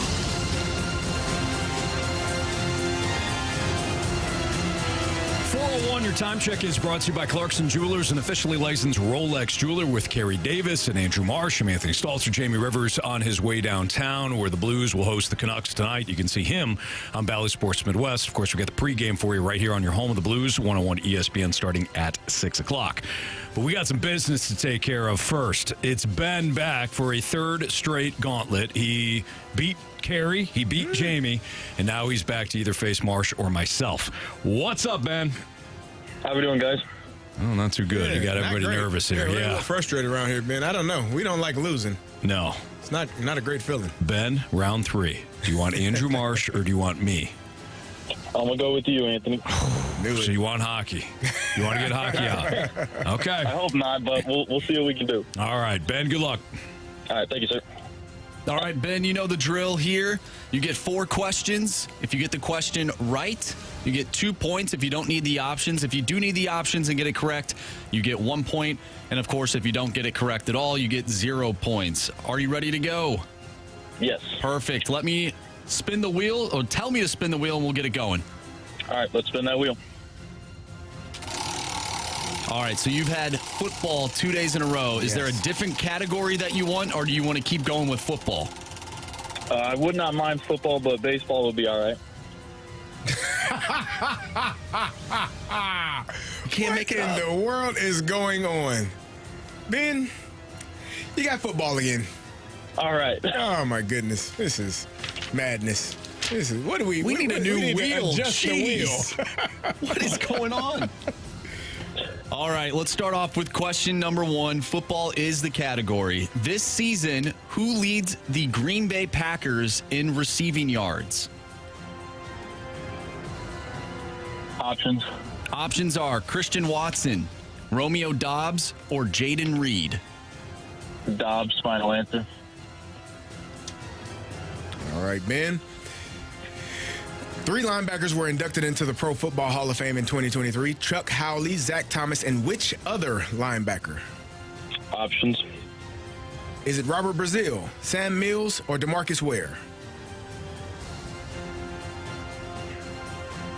Is DeMarcus Ware that old?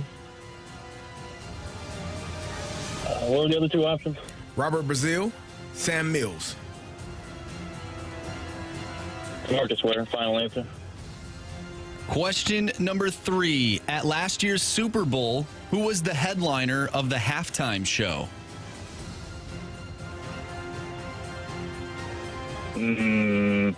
Options. Was it Rihanna, Shakira, or Snoop Dogg? Rihanna, final answer. All right, Ben, there's only one player in NFL history with 5 interceptions returned for a touchdown. Which team does that player play for? In a career or a season? In a season.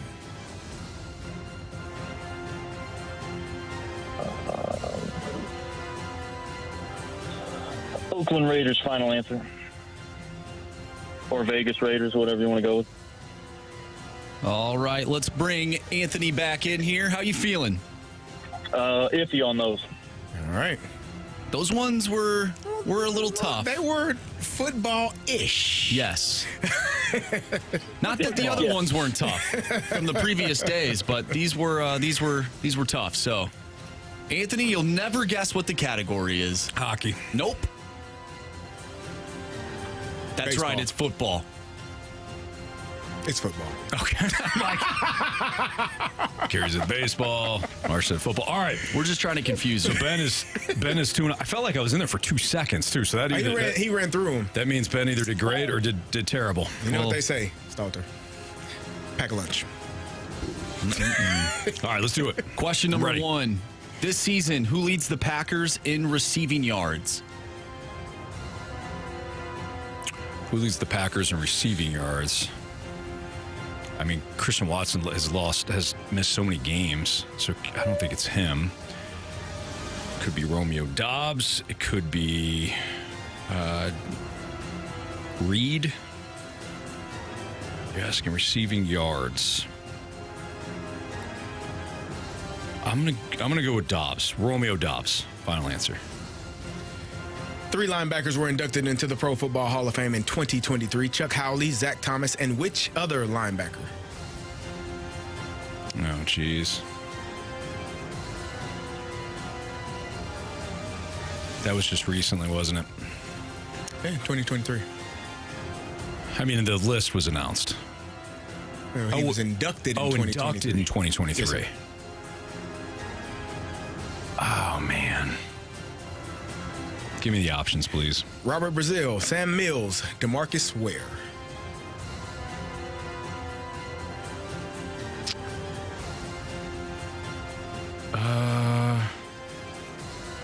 Had to be Ware. DeMarcus Ware. Final answer. Question number 3. At last year's Super Bowl, who was the headliner of the halftime show? Nobody remembers this. Okay, so last year, 2 years ago it was Snoop, because that was in L.A. Last year, wow. Who would it have been last year? I don't know. Options? Okay, yeah. Options are Rihanna, Shakira, Snoop Dogg. Rihanna. Final answer. There is only one player in NFL history with 5 interceptions returned for a touchdown. Which team does he play for?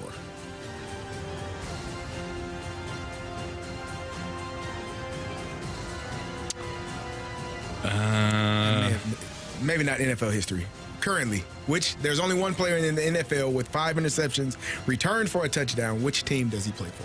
Well, Deron Bland, so Cowboys. Dallas Cowboys, final answer. All right, let's go over these questions. We'll start with question number 1. This season, who leads the Packers in receiving yards? Ben, you said Romeo Doubs. Anthony, you said Romeo Doubs, but you did not need the options. Come on, Dobbs. Correct answer is Jaden Reed. Still zeros on the board. Question number 2. 3 linebackers were inducted into the Pro Football Hall of Fame in 2023. Chuck Howley, Zach Thomas, and which other linebacker? Ben, you said DeMarcus Ware. Anthony, you said DeMarcus Ware. Correct answer is DeMarcus Ware. But neither of you needed the options. Just kidding. No, you did. Yeah, you both did. It's 1-1. Okay. Come on, guys. This is the third round. You guys are playing around. Jeez. Baseball, football. Sorry about that. Question number 3. At last year's Super Bowl, who was the headliner of the halftime show? Ben, you said Rihanna. Oh, boy. Anthony, you said Rihanna. Correct answer is Rihanna. both of you needed the options. Oh, wow. Good. 2-2. Final question. There is one player in the NFL with 5 interceptions returned for a touchdown. Which team does that player play for? Anthony, you said the Cowboys. You seem pretty confident about it. Ben, you said the Raiders. If it is the Cowboys, Anthony, you will win the gauntlet and Ben will go home. If it is the Raiders, Ben will move on to the 4th round of the gauntlet. If it's anybody else in the NFL, we got ourselves a walk-off. The correct answer is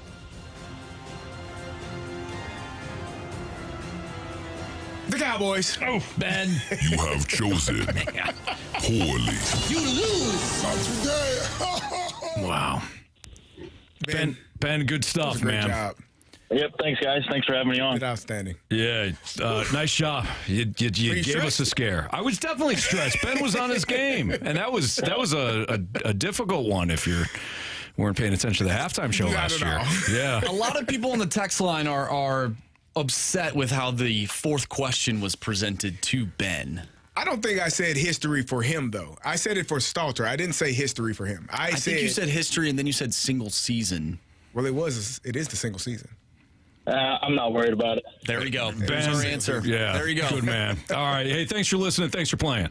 All right, thanks, guys. Happy New Year. Happy New Year to you. Job, Thanks, man. Ben. Ben's a man of honor. Man to man. Yeah. There you go. Well, How was to present it? And then what I said was there's one player in the NFL with 5 interceptions returned for a touchdown, and I said this season for him. Then I said history for you, and then I brought it back and I said this season. Gotcha. Okay. So, yeah. Either way, it's Bland, right? Deron Bland for the Cowboys. Deron Bland. I have no idea, but you got the question right, so. It is Deron. Did you guys remember? I couldn't remember. For the life of me, I couldn't remember that Rihanna was the halftime show last year. Oh, I knew that. She came down. She was in the red dress. I think she was pregnant at the time. She was on these little platforms that I thought were going to break and fall. And you were worried. I was worried. Yeah. I don't remember that. I remembered it once he said it was Rihanna. I honestly once usually I saw the name. I usually get up during the halftime and go get something to eat. Find something else to do. Yeah. Not a need to. I watched the one with Snoop and those guys. That was good. Yeah. Eminem. You had 50 Cent hanging upside down. That's right. Down. Yeah. It's a good one. The Shakira one was good, too. Yeah, that one was good. That one. Yeah, it was a good one. I remember that one. I remember that one. That was Shakira and J-Lo. Oh, I do remember that one, actually. Yeah, it was a really good one. That one broke the old internet, they say. Good times. Yeah. All right, it's Fastlane on 101 ESPN. So Ben gave us all a scare, but we got it done today. So we'll need a new Gauntlet contestant tomorrow. Got to run through. This is Gauntlet 3.0, which means you got to go through 4 of us now. Last year, I can't remember how many trophies we handed out, but it was 1 too many. It was 7 too many, Carey. So 7? Let's focus in. That's I actually don't remember. We still have texters texting in that are mad about the 4th question. But Ben literally said, "I'm not worried about it," and you know what? You shouldn't be worried about it either. No. I'm pretty sure I told him this season. When I said we can go back and listen. We can go back. Yeah, all right. Pretty sure I said this season. You did You did For him. correct yourself, Yeah, yes. I said this season for him. So I was the one that would have been. Because I said history for you. Yeah. But I told him this season. Okay. Yeah, pretty sure. But, yeah. So go blank yourself, San Diego. Yeah, that's what they say. That's Okay. what Ron Burgundy said. What's trending is next on 101 ESPN.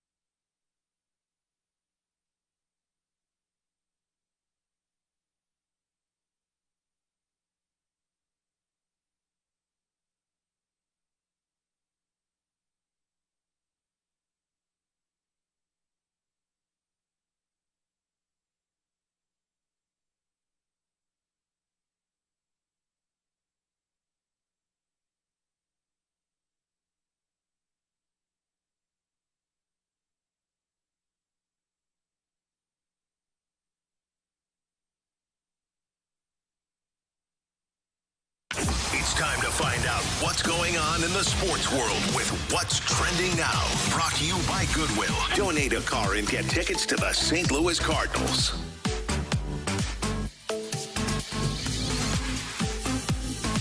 Welcome back to the Fast Lane here on 101 ESPN. Anthony Stalter, Kerry Davis, I'm Andrew Marsh, and it's time for What's Trending. And gentlemen, what's trending is the Gauntlet controversy that we just had. And we have some news to share. So, the answer was in history this season and in a season, which I did say all three. Now, I may have confused Ben when I said in history and then I said in a season. But the fact of the matter is, it was the Dallas Cowboys. It was this season. It is Deron Bland. this season, most in NFL history, most in this season, most in a season. And maybe he was thrown off. So we are going to allow Ben to come back tomorrow so we can make sure that we get all of the questions asked properly and answered properly. Yes. But it did. I did say history for him. I said history for you, and then I retracted that. So we'll give him a chance. Yeah, we reviewed the tapes. Thanks, 314. Zero accountability as I say what I say. You're wrong. I just did. What the hell are you doing, man? There's a 30-second delay for them, so they might be hearing it now. This is the text line. That's still 30 seconds, so. You apologize to me when you read that. 30 seconds. You apologize to me, 314. I'll be waiting. Thank you. Yeah, so we did get a text from the 636. We are sorry. ... Did you feel that way? Yeah. No, we reviewed the tape. We all agreed that it may have been confusing for Ben. So Ben is back tomorrow. We're going to invite Ben back. He's going to advance to the fourth leg of the Gauntlet. Okay. And is he going against Marshy? He's going to take on Marshy. Is it me or is he going to take on you? I don't know how we want to handle that. Do we just redo it? I think it still should be the third round. I personally do too. Third round. Okay. Versus it's in Jamie's rule book. I know he took it with him. Yeah, it's out of here. So we got a rematch. Do we do it in football or do we respin? Do it in football again. We'll do it in football again. We'll just do it just again. Like it didn't happen. This is what the Dallas Cowboys and the Detroit Lions referees should have done. Yeah. You make a mistake, you acknowledge it, you understand that it may not have been fair, and the referees say, you know what? Replay the down. Absolutely. And then you go for it twice and then don't get it again. There you go. You should have kicked the damn extra point. Okay, so Ben is back tomorrow. Justice for Ben. He will be back. Him and I will go again. We'll do it again in football. Ben will be back tomorrow. I hope this satisfies some of the listeners that were worried about the justice for Ben. Because clearly we are all for justice for all. Absolutely. Yes. Darn right we are. Yep. Yeah, and in 30 seconds or so, hopefully you heard Kerry's... 314, they did apologize. Okay. I take it back. Appreciate you. There you go. We're all good. We're moving on. What else is trending, Marsh? Yeah, we mentioned Harrison Bader earlier in the show, and he is now a New York Met. $10.5 million for Harrison Bader. What are your thoughts on how many that years? move? One? $10.5 million. He signed a one-year deal. That ain't bad. Wow, that's a good chunk of change for. I mean, it's a one-year deal, so it's going to be a little bit more. And anyways, he's a New York kid. He was excited to go to the Yankees when he was somebody that I think appreciated being here in St. Louis and playing for the Cardinals, but he had an opportunity to go back home when they traded him to the Yankees for Jordan Montgomery, and it just didn't work out. Injuries started to mount again. The Yankees wanted to have a solidified center fielder. It's one of the reasons why they gave up Jordan Montgomery to get Harrison Bader, even when Bader was hurt. It just didn't work out. So he decides to stay in New York. He's going to be in Queens now instead of the Bronx, and I think it's a good fit for the Mets. He was hurt. And Bader. He was hurt a little bit last year. Banged up. 98 games, didn't play as much. I think that is a surprise. $10 million for 1 year after not playing a full season is intriguing. But he is a good player. He has done a good job in his career. When he gets his opportunities, he's a hell of an outfielder. So I think he's going to do good for him. He's just got to stay healthy, though. Got to stay healthy. The last 2-3 years now, he's been hurt. That's one of the toughest things, though, is especially when you're a player that gets hurt. It almost feels like you never really get a chance to do anything other than rehab instead of actually working on your craft. And then the body is a weird thing, man. One thing hurts, and then you start overcompensating for something else, and then it just kind of spirals out of control. Yeah. So. I mean, look, guys, so he played last year. He played 83 games for the Yankees and 14 for the Reds. The year before, he played 72 for the Cardinals and 14 for the Yankees. So the last 2 years, he's played under 100 games. Yep. He played 103 in 2021. The COVID year will throw out. He has not played more than 103 games in a season since 2021. He hasn't played more than 128 games in a season since 2019. Right. Injuries have been a big culprit for him. So if he can stay healthy, I think it's a good signing. It's a one-year flyer. One-year deals typically don't hurt you. They don't. No. So good for the Mets. Maybe he'll make something. Good for him. Maybe play 130 games. If he does, he's a good player. We have a lot of people texting in letting me know that the Ravens have claimed Dalvin Cook off of waivers. Does he make an impact for the Ravens down the stretch, or is this more of a insurance pickup? I think this is an insurance pickup. I think this is a nothing burger. You think so? Yeah. Is he? I mean, the Ravens have had Keaton Mitchell got injured. They've had some injuries. That was a devastating That was injury. a tough injury to watch in real time because he was a young man that can flat out roll. Explosive. Yeah. That was a tough injury to see. I don't think it's a nothing burger. I think he's going to have an important carry or carries at some point in this playoff run for them. You probably get him acclimated this week, without most of your starters playing, and give him some chances to kind of get his legs up under him. You get a bye week the following week, and you will see the signing to New York for Dalvin Cook was strange for me. It was strange that the Vikings let him go, first of all, because I didn't understand that at all. Understand money. Alexander Madison, he tore the cover off the ball. He's been outstanding. He's not even starting right now. You mean to say that he fumbles the football? That's the cover. He's almost made every a lot game. of his opportunities this year. Not Vikings really. had 0 running game because of him. Yeah, it's been bad. So that was a surprise that he was let go and allowed to go to New York. And it just didn't work out well in New York for Dalvin Cook. It was, they had Breece Hall, who was probably AFC Rookie of the Year, NFL Rookie of the Year, had he not gotten injured last year. So him coming back from the injury and being healthy you kind of knew that was going to be his role. Mm-hmm. I think Dalvin Cook still got some good football left in him, and if you can get a guy, especially in a playoff run that doesn't have a lot of tread, doesn't have a lot of wear and tear on his body, it might be really important for them. It might be a great signing for them. CD, you know this better than anybody. You played the position in the league. Dalvin Cook is one of those running backs that needs 22 to 25 carries. He's one of these guys that he gets better as the game goes on. And I'm not just talking, I shouldn't say 22 to 25 carries. I should say 20 to 25 touches. Because he's somebody that did impact the passing game too. But he had 3.2 yards per carry with the Jets this year. Not a lot of opportunities. Last year with the Vikings, he got a slew of opportunities, only rushed for 4.4. At 28, you wouldn't think that he'd be completely done. That's what I'm saying. He's still a young man. He got some game left in him. But if the Ravens use him like the Jets did, and that was really sparingly, but even if they bump up the touches just a little bit, I don't think he's going to have a huge impact. I think he's one of those guys that needs to have, again, 20 to 25 touches. Is he better than Gus Edwards?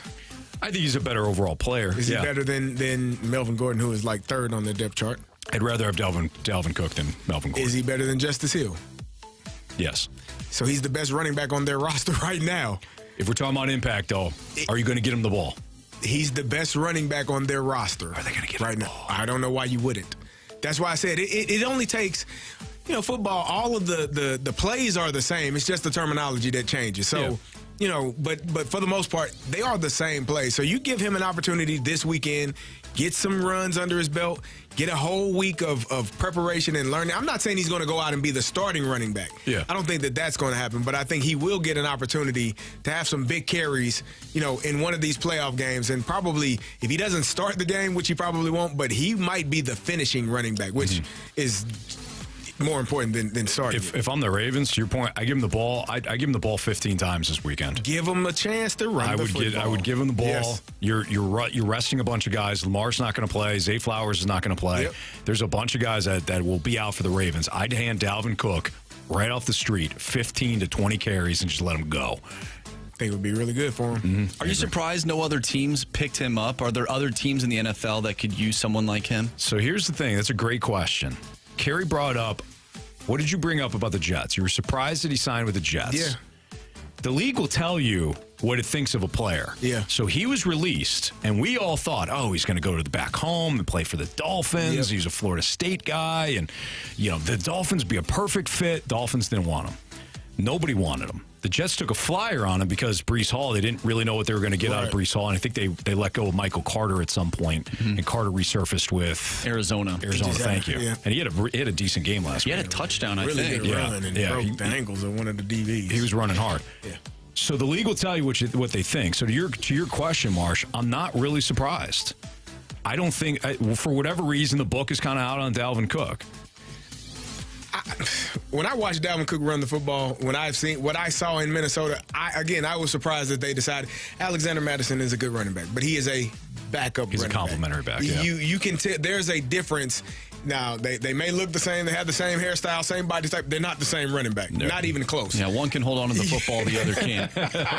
That's a huge part of it, Marshy. But yeah, watching him play, it was a surprise. And I think another team that may have been, looking into him would have been the Buffalo Bills, but he wouldn't go there because he didn't want to compete with his brother. Like, that's taking money out of his brother's pocket. So I could understand that. So the Jets being one of the teams, cool. Surprised he didn't get many opportunities, but I really like this signing for the Ravens. I think this is, again, they're my pick to make it to the Super Bowl and win it.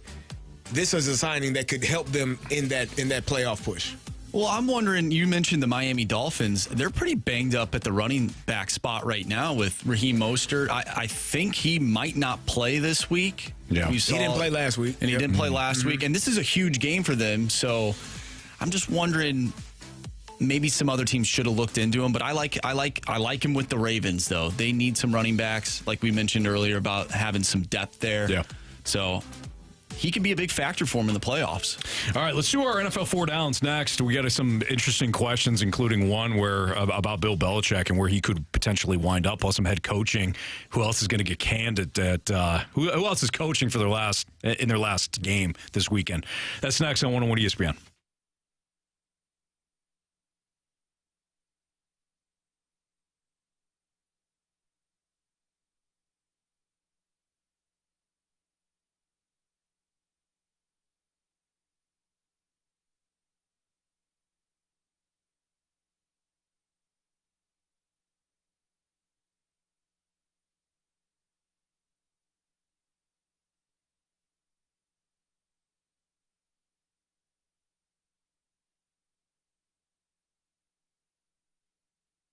We've got our NFL 4 down segment coming up. And, of course, you know that this is Week 18 in the NFL. This is a perfect time to look at the odds at FanDuel, see what you like. But if you're a new customer, Carey, right now, new customers get $150 in bonus bets. Yep, $150 in bonus bets guaranteed when you place your first $5 bet. That's $150 in bonus bets. And, Carey, that comes courtesy of FanDuel, win or lose. Win or lose? Win or lose. That's not bad at all. The app Typically, you lose. You lose. You don't get anything. Not a FanDuel. Not a FanDuel. You get your money. You get $150 if you win or lose. And the app is so easy to use. There are so many different ways to bet. You can use the live same game parlays, find bets in the new Explore tab, or make a parlay in the Parlay Hub. The best way to find the popular parlays and so much more. All you have to do is visit FanDuel.com/fast and make your first bet a layup. FanDuel, the official partner of the NFL. Must be 21 or older and present in Illinois. First online real money wager only. $10 first deposit required. Bonus issued as non-withdrawable bonus bets that expire 7 days after receipt. Restrictions apply. See terms at sportsbook.fanduel.com. Gambling problem? Call 1-800-GAMBLER.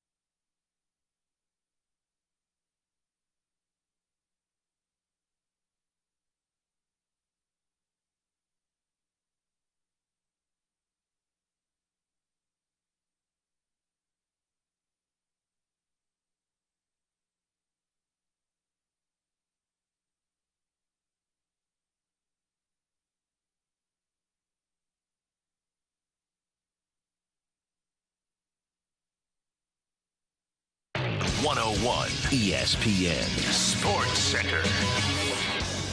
I'm Andrew Marsh. It's time for a Sports Center update driven by Johnny Londoff Chevrolet and Johnny Londoff Autoplex. The Blues take on the Canucks tonight. Pregame starting at 6. Puck drop is at 7. We'll have all the coverage for you right here on 101 ESPN. We talked earlier today with voice of the Blues right here on the Blues Radio Network, Chris Kerber. If you missed that interview, make sure you go to 101ESPN.com or check out the free 101 mobile app. Go to the podcast page, and you'll find all of our interviews and full shows there. It's all brought to you by Dobbs Tire and Auto Centers. We just got done talking about Dalvin Cook joining the Ravens for the remainder of the year. We're going to dive into the NFL with our 4 downs coming up next right here in the Fast Lane. I'm Andrew Marsh, and this Sports Center update is driven by Johnny Londoff. Find new roads and shop 24/7 at Londoff.com and LondoffAutoplex.com. Are you kidding me?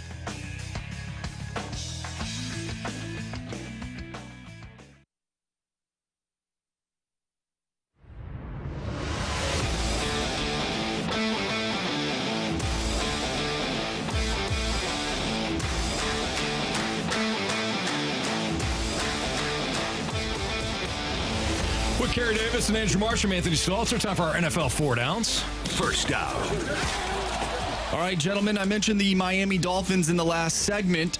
Have the Dolphins lost all momentum heading into the final week of the season and leading into the playoffs? I think momentum is fickle, Kerry. You actually played, so you can tell me differently, you know, with your Steeler teams. But with the Dolphins, how are you built for the postseason? That to me means more than whether or not you finish the year on a high note. I'll give you an example about momentum. When Nick Foles took over for the Eagles, when Carson Wentz got hurt the year that the Eagles won the Super Bowl, they limped into the playoffs. They still won the division. They still had a first-round bye, but it was because they were so good during the regular season. Right. But if you go back and watch Nick Foles in those final 3 or 4 games, he was terrible. Yeah. He was terrible in the divisional round game. He didn't get hot until the NFC Championship game against Marsh's Vikings. Stop. How are you built? That team was built to be in the playoffs. They could run the ball. They could take deep shots. They could get after the passer.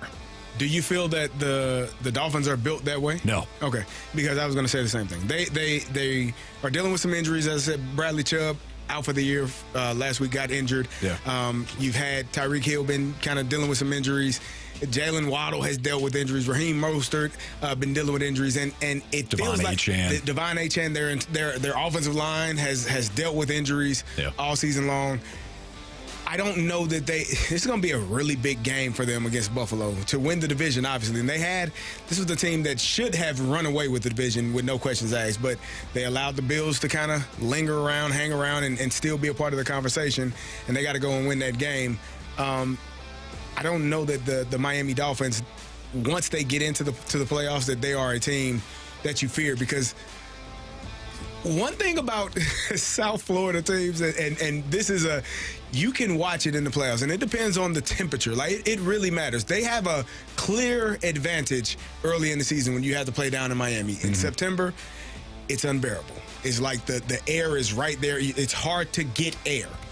But conversely, when they play other places in December and January and late in the season where there are cold cities, it's hard for them to play as well. So, they need to get this win so they can get that first game at home in Miami.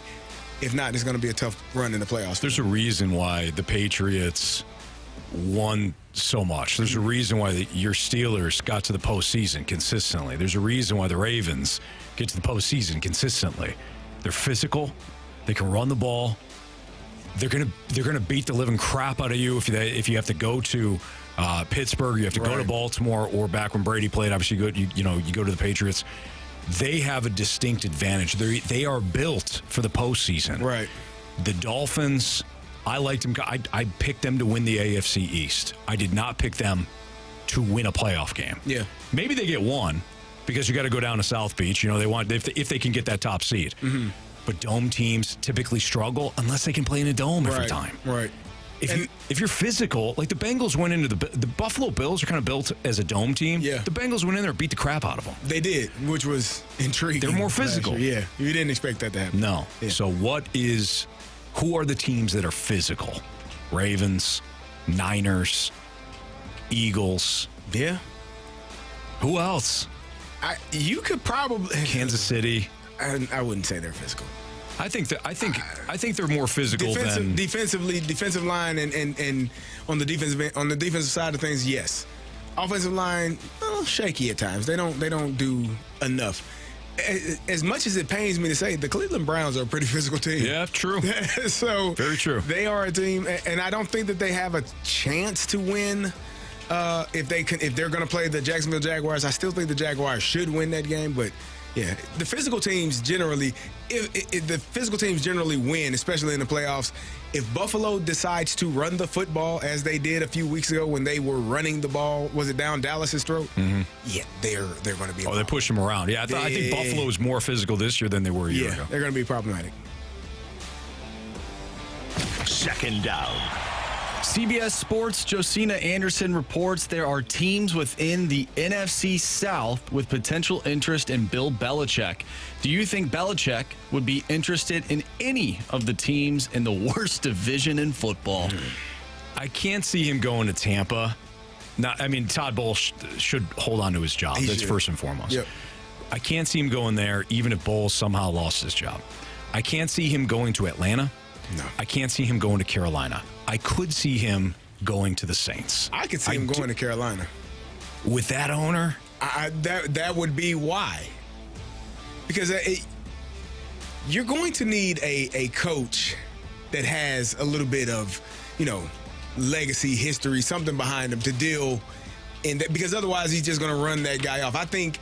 I assume, I don't know this to be true, but I would assume Tepper would respect a Bill Belichick a little bit more than some of the other guys that could be named for that position, and maybe allow a guy that has won 6 Super Bowls a chance to do his. Is it 6? Has he won 6? How many? I lost count. Yeah, no, it's been a lot. I think 6. Is it 5? 6? No, it's 6. I think it's 6. It's 6. They had 3 in the early 2000s, and then 3 in the 2010s. It's been like 8 or 9. Rams, Panthers, Eagles. Yep. Then it was Falcons, Seahawks, Rams. There you go. 6. 6 is the number. 6 is the number. It's a serious number. I can't see him going to. I don't think he's going to Carolina. I could see him going to New Orleans. The roster isn't in bad shape. You got a veteran quarterback, so you don't have to worry about that. He's not good. I know. You know me with Derek Carr. You know me with check down Bryce Young. I'd rather have Derek Carr with the Saints roster as opposed to Bryce Young with the Panthers roster. He ain't going to the South. No way. Nah. Where does he go? Where I hope he goes is the Chargers. That's where I hope he goes. Brian Daboll is scaring me. He does some strange things this year. I can see him going to the Giants. I don't think Brian will get fired. But I don't think Daboll will get fired. Yeah. But third down. Which Super Bowl representative from last year do you have more faith in when it comes to figuring out their issues? Is it the Chiefs or the Eagles? That is tough. I think it's the Eagles. I was about to say, I think you and I are going to disagree on this. I think it's the Eagles. I don't think you can. The amount of passes that the Kansas City Chiefs have dropped this year and cost their team games, it's troubling for me. And I think it's the Eagles. I think the Eagles they're just a couple of plays away from not even being in this position where they are right now. They're in a position where they might not win the division. They are a couple of plays away from being clear-cut the number one team in that division and potentially being the number one overall seed. So I still think it's the Eagles. They just have to figure out a couple of tweaks here and there. The way I'd look at this is which team's problems would I want? Because they both have problems. Mm-hmm. When I look at the Eagles, I see a team that cannot defend in the secondary. Their corners are terrible. You can throw the ball all over the Eagles. Okay. You started to see them give up some big-time rushes, too. So the run defense is a little fractured. I think that's fixable. Their secondary is not fixable. I also see an offense that's not committed to the run. Yeah. I see an offense that's committed to throwing the ball as many times to A.J. Brown. And Jalen Hurts doesn't look like the same guy. I think he's hurt. I think he's been hurt for most of the year. But he's not going to say anything. I don't think he's hurt. You don't think so? I don't think he doesn't look hurt to me. He looks banged up. There's something off. But I do agree with you. They haven't been playing that complementary football because last year their defensive line was getting after quarterbacks and getting to the quarterback and creating havoc. Yes. Which makes your secondary better because the ball has to get out sooner. Right. Or you don't have to cover as long. And so I think it's kind of those two things tied in hand to hand, and that's part of the reason why they haven't been good defensively and why they haven't been able to have success offensively. You stop guys, it's easier to run the ball, make big plays, score touchdowns, and now they changes their game. Right. So. But when I look at their problems and I look at Kansas City's problems are they can't catch the football. I'm not throwing don't throw the ball to Marquez Valdez-Scantling. Who are you going to throw it to? I'll throw it to Rashee Rice.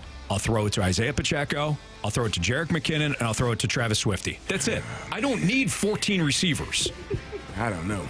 I'd rather have Kansas City's problems than Philly's problems.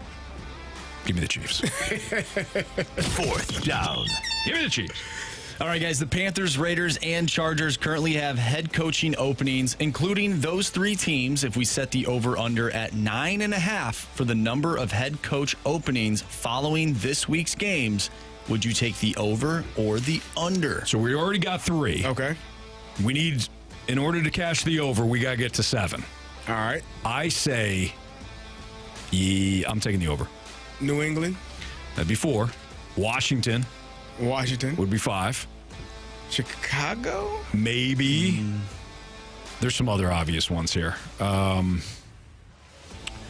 I don't think it. Atlanta, for sure. There's more. What about New the Orleans. Jets? I think Saleh's fine. I could see the Jets. I'm going under. What about Sean McDermott? I could see Tennessee. Sean McDermott saved his job. You think so? Yeah. Being the fact that he's actually has an opportunity to win the division. Now, midway through the season, I was certain he was going to be fired. And then you had the 9/11 comments that everybody was like, what the hell is this guy talking about? That right. Like, They're undefeated since they I made was those. certain that he was going to lose his job. But he's still there. I think he's Tomlin? still there. Mike T ain't going nowhere. No. Mike T ain't going nowhere. Steelers fans want him out. They don't know. What do they know, huh? Not what much. do they know, huh? Clearly. What do they know? Not much. Okay. All right, so under? What about I'm the going under. Saints? Saints for sure. So here's what I'm thinking. I think Saleh could be. I think Belichick they'll mutually part ways. That's 2. I think Mike T could. Let's see. Put Vrabel that finger down for Vrabel could. Mike T. Yeah, put that finger down. Rivera done. Eberflus maybe. Dennis Allen maybe. Arthur Smith should be. I mean, that's 8 right there. That's 8. And then you got Antonio Pierce, who may not. I mean, that's one of the ones you already count. Right. 3. Yeah, we count 3. That's one of the 3. Yeah. Is there another one? No. That'd be 8. I'm going to say under. I'm going under because as some well. of those are iffies. Yeah. Tomlin. And Mike T, I don't think. Robert Saleh, I don't think. All right. I feel like there's a lot of Thank you. Under. Appreciate it. There's a lot of dumb NFL teams more so than there are smart teams. That's correct. So one of those guys is staying put. Right. It's probably Arthur Smith, let's be honest. I hope so. You just want to see me miserable. So we got this question yesterday. If Alex Anthopoulos, who's the general manager, the president of baseball operations for the Braves, if he was in Mozeliak's shoes, would the Cardinals be a World Series contender in the next 3 years? The obvious answer would be yes. But is it obvious? We'll get to that next on 101 ESPN.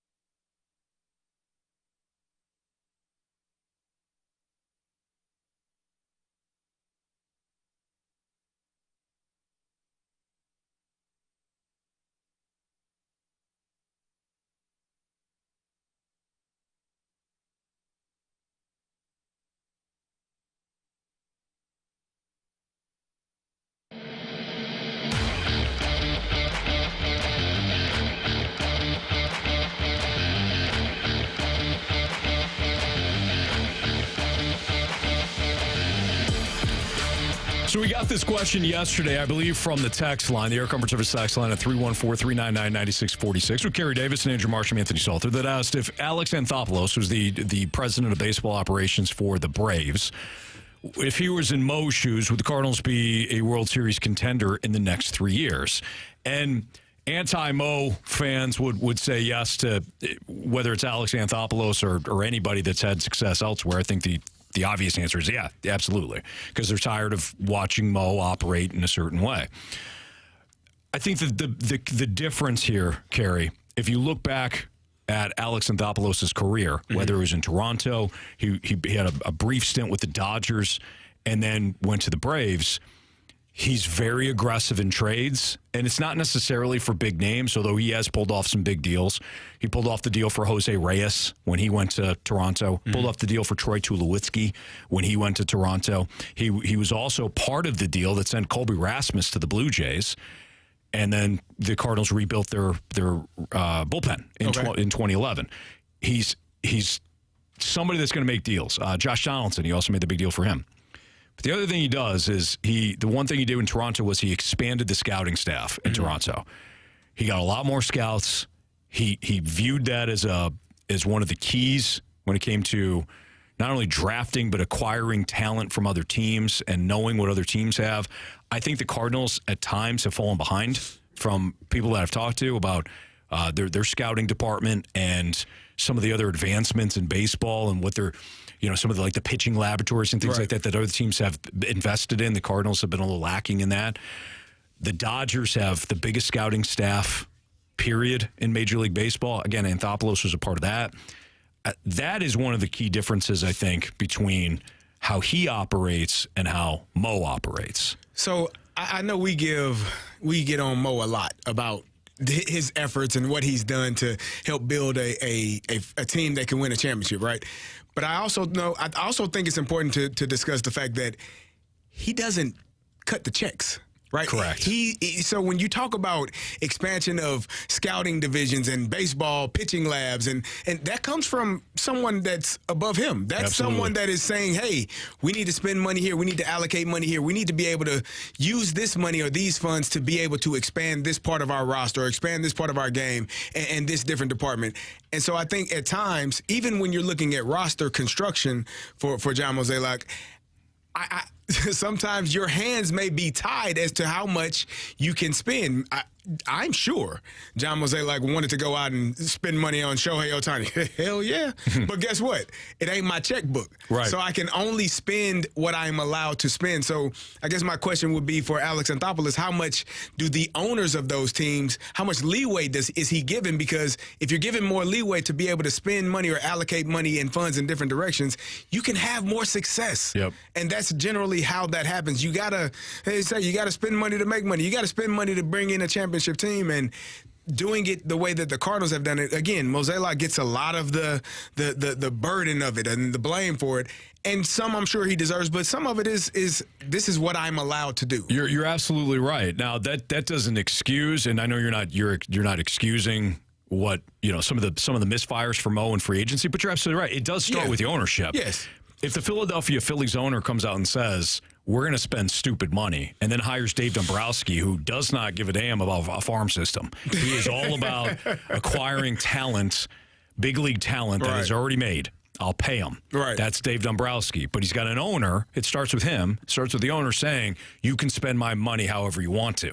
The Cardinals have a business operations. They know you're never going to be the Dodgers. You're never going to be the Phillies. You're never going to be the Braves. They are a mid-market team that at times feels like they operate like a small market. Right. That's not Mo. Right. Mo only signing one guy or saying,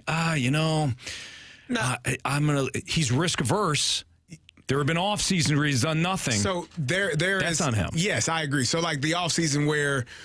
Last offseason, for example, where we heard, we have 6 starters, and I think everyone was looking around like, do we? Mm-hmm. Hey, we had 6. We have 6 guys? You have 6. You don't have 5. Really? We got more than enough. Okay. I don't think any of us bought that. I think we all felt like, no, there needs to be something added to this pitching staff, to this starting rotation, and it didn't happen. And you went out there and you saw what took place. You looked at the bullpen and said, hey, there's not a lot of flexibility there. You got guys that are going to be here come hella high water because of the ability to send them down or bring them up. This is what it is. So I think those things you can lay at the feet of the Pobo. You can say, hey, you should have been better at predicting that this could go in this direction sooner than you were able to, and it didn't happen. So, some of it I think Mo is to blame for, but then some of it, again, your hands are tied, and you can only spend what you can spend, and I think that's the most frustrating part for Cardinals fan, because when you hear, we're going to go get 3 starters, no one thought that it would be the 3 starters that we got. We thought it would be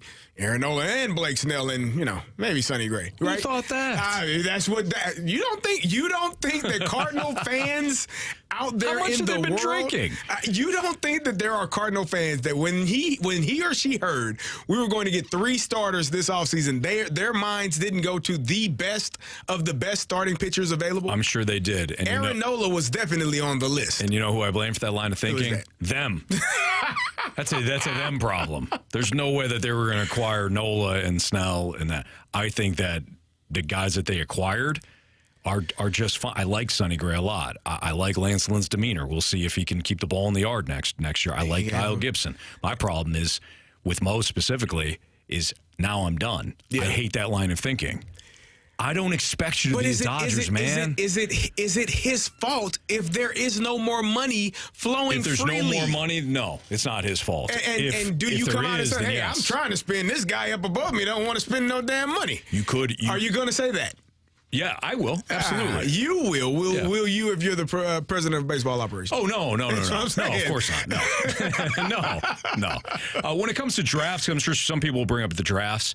It's hard to knock what Randy Flores has done. Yeah. And John Mozeliak has done with Randy Flores.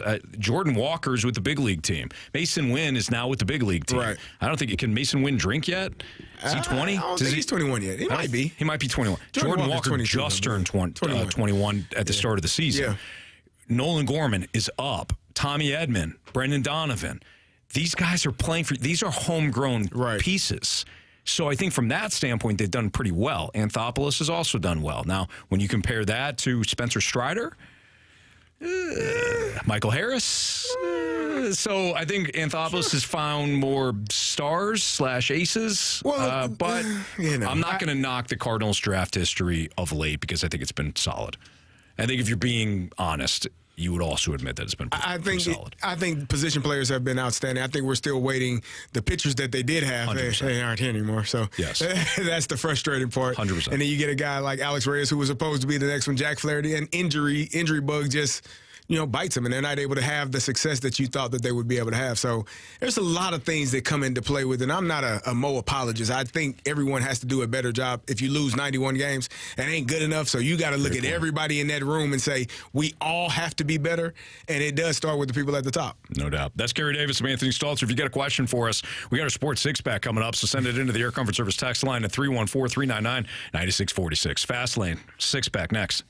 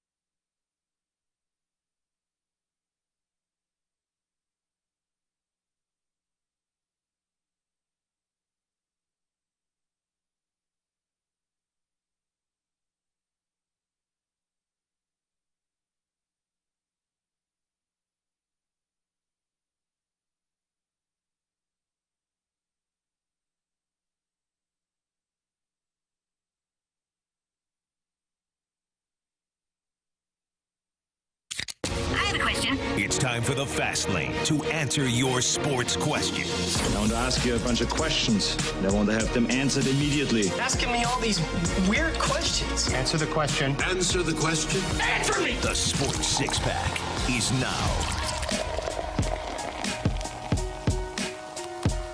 5:05, your time check is brought to you by Clarkson Jewelers, an officially licensed Rolex jeweler with Kerry Davis. I'm Anthony Stalter. Lisa chimed in on the text line, the Air Comfort Service text line, 314-399-9646, and said, what the hell are you guys watching? They lost 91 games last year. They did. How many did they win the year before? Well, it doesn't count. But it doesn't count. The same. It doesn't count. Sorry, only last year counts. Okay, cool. All right, I didn't know how that worked. And Lisa's, I think Lisa's point was, isn't Mo in charge of hiring the manager? Yeah, it's one of his jobs. If you only Anthony, you don't watch the game. Janet, you didn't either. After May last year, who did? Did we? Did anyone? No, we had to, right? We have to. We had, like, unfortunately, we had to. That was one of the toughest things. It was a few times I'm like, oh my God. And then I was getting up at 5 a.m. So West Coast game, I'm like, really? This 9 p.m. start is just watch the highlights, it's man. absurd, man. It's bad. Man, I'm gonna stay up till midnight to watch this bullpen blow the game. It's gonna happen. In the 9th inning. No thanks. It's gonna happen. All right, let's get to our Sports Six Pack. Question number 1. All right, guys. I'm not even sure if this is a question, but from the 618, it is Mo. He doesn't make big signings because there is no positive return on investment from them because the seats are always sold. Negative return on investment means less profit. Mo bonuses with profit sharing. Negative return on investment means less bonus. DeWitt isn't the problem. Your thoughts? No.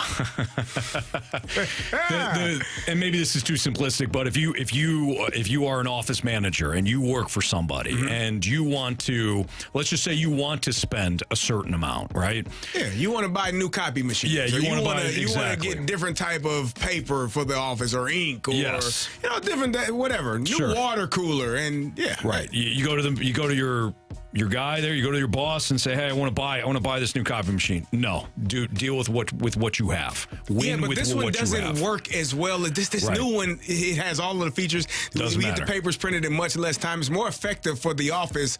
We got people waiting here for like 10, 15 minutes. That's time that we could be doing. You know what? I'll refill the soda machine. We're good. Do you mind putting some Dr. Pepper in there? I would love some. What? No. Why? No, it'll be Diet Coke and you'll like it. That's disgusting. Deal with it. I want Dr. Pepper. I understand 23 flavors. All 23 of them. All 23 of them. Yeah. Give me the Dr. Pepper. Now, to the texter, we'll say this as we think like outside of the box. Maybe to the texter's point, maybe in the same analogy, the boss goes to you and says, you know what? If you have a great month, I'll think about the new copier. And in that regard, I guess it would be on Mo because you work with what you have. If you win, you get more. You get more, I guess. But still, Mo, it's not like comparing Mo. Don't forget what we were doing. We were comparing Mo to another GM/president. Yeah. Not great. On the Braves. Yeah, they're pretty good. Is different. Yeah, that's a pretty good team. Anthopoulos is a huge part of it. Yeah, but they got a pretty good team. But guys like Austin Riley and a lot of those guys were there before Anthopoulos too. So it's tough to draw those comparisons. Cunha guy is pretty good. You know what? Hold on, I'll fix this. Okay. Mo stinks. He should go. All right. There we go. Anthony. There we go. Gotta wake up. You know what? It took me a second, but I've heard your complaints. Yeah. Mo, he's got to go. He's got to go. I got it. I got there. Go ahead. you go. Question 2. Yeah, make sure you put that Dr. Pepper in the soda machine, too. Question number 2. Yeah, definitely not the vanilla flavor. Not a vanilla No. guy. Who the hell drinks vanilla Dr. Pepper?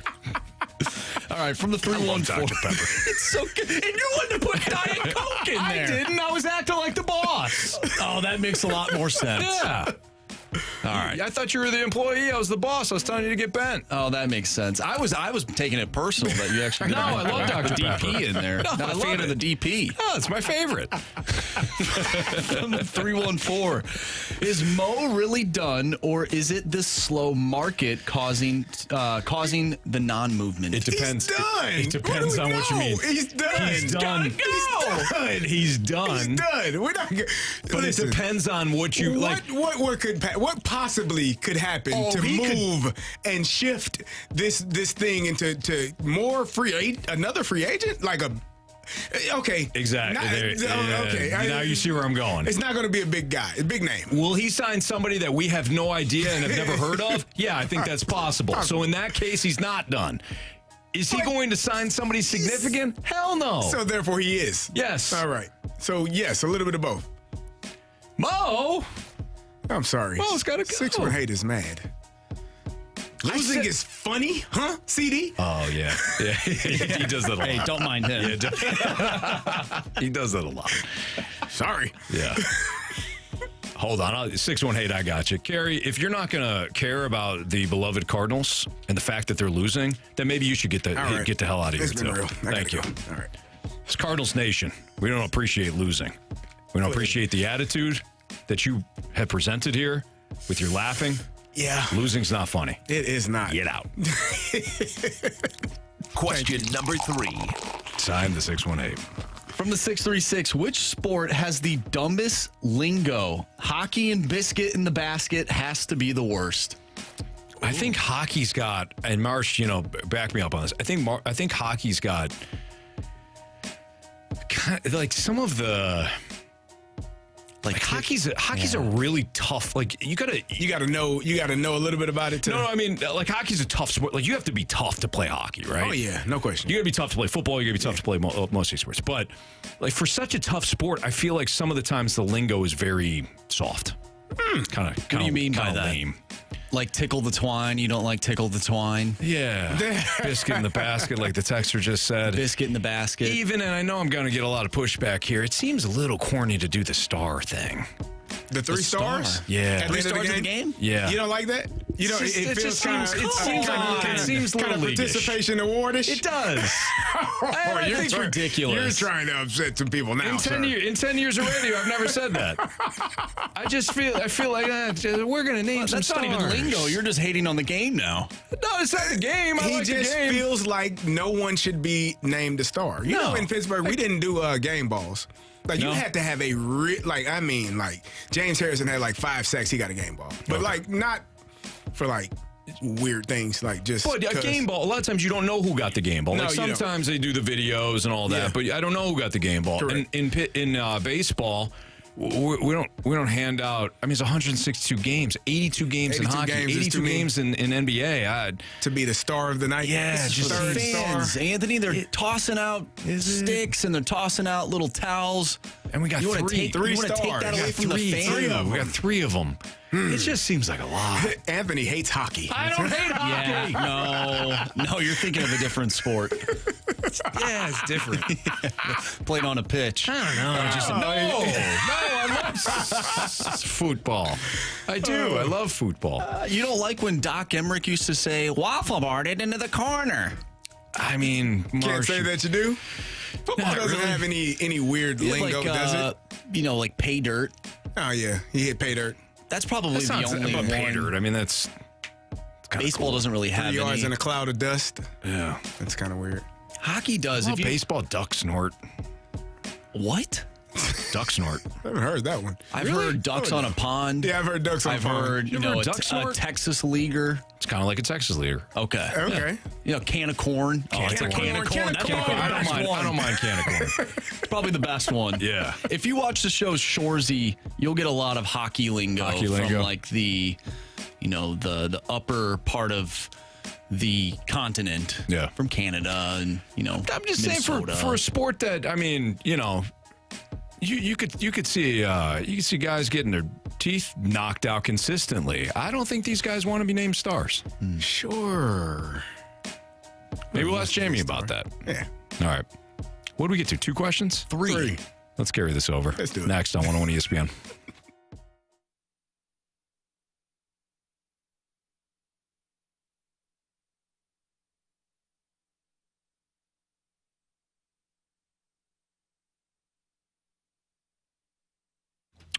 Hey, when it comes to either getting a loan for a new home or refinancing or even having the knowledge of whether or not you should refi right now based on where the market is and based on where rates are going, call Stewie. Trust me on this. Trust Jamie on this. We've been talking about Stewie for years now because he's the guy that we've seen time in and time out help people, save them money, get them into the house of their dreams, save them from, debt that continues to pile up. Everybody's different.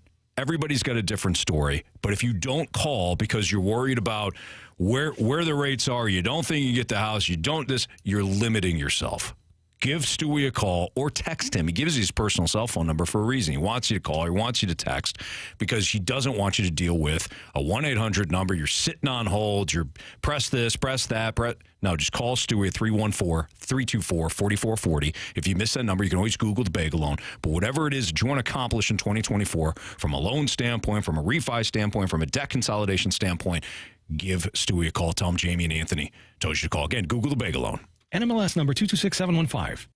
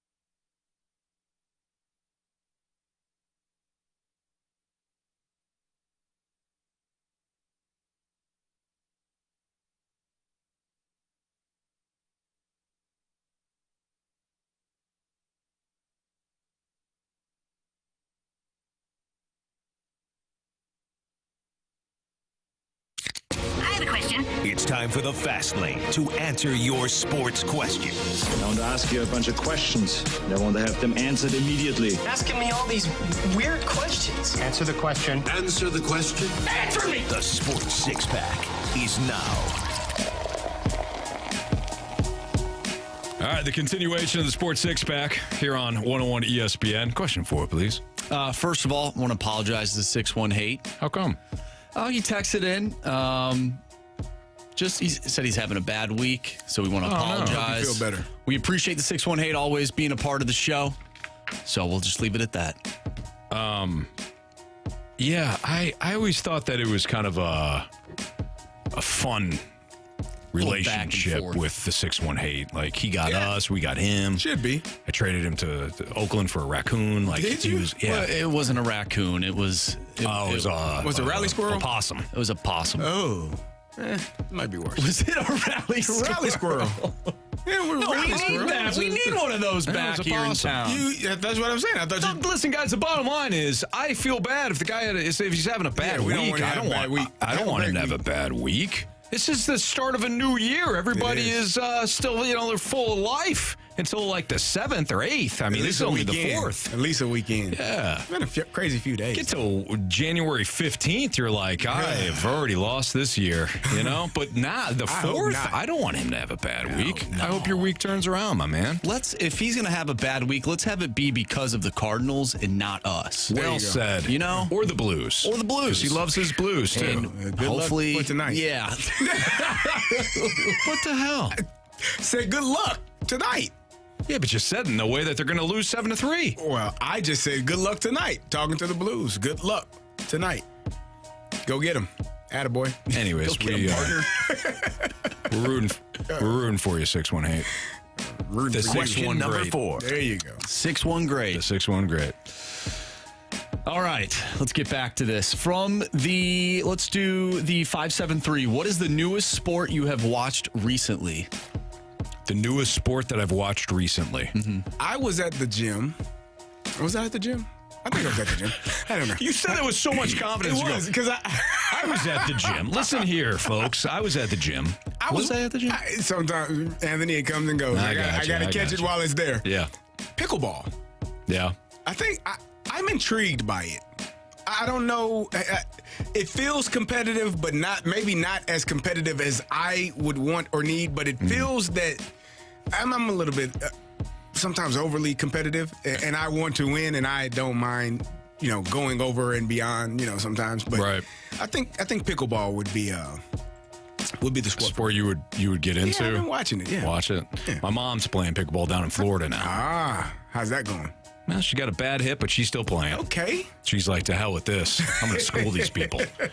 Talk about competitive fire. Yes. Here's the deal. I've got 3 little ones. For me to watch any sport is usually I'm walking around the house with my cell phone, like watching games and stuff. So for me to pick up a brand new sport is damn near impossible right now. So I'm gonna say nothing. I always like the Winter Olympics. What's the curling? Yeah, people love that curling. I want to learn how to do that and become an Olympian. Okay, I think I got it in me. I can shave that ice away. And how are your brushing skills at home? Awesome. Sweep all right? No problem. Vacuuming, got good touch? I can get to it. Yeah, I think you'd be a curler. Yeah. Do you guys ever watch the Microsoft Excel World Championships on ESPN when they were on? No. What is that? Where they get bugs and stuff they have to fix with the I think computers? so. They just have to do some Excel stuff. I have no idea how to work Excel.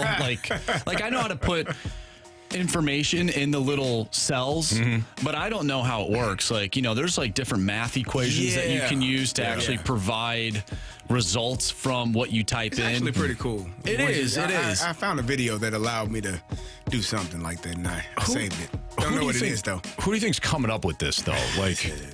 Somebody way smarter than me. It's probably guys that are sitting around like, I am getting schooled at basketball. I am getting schooled at football. But you know what? I'm all right on a mouse. Yeah. Let's develop. Basically, I'm talking about white guys, like a bunch of white guys, just weird, getting schooled at these sports.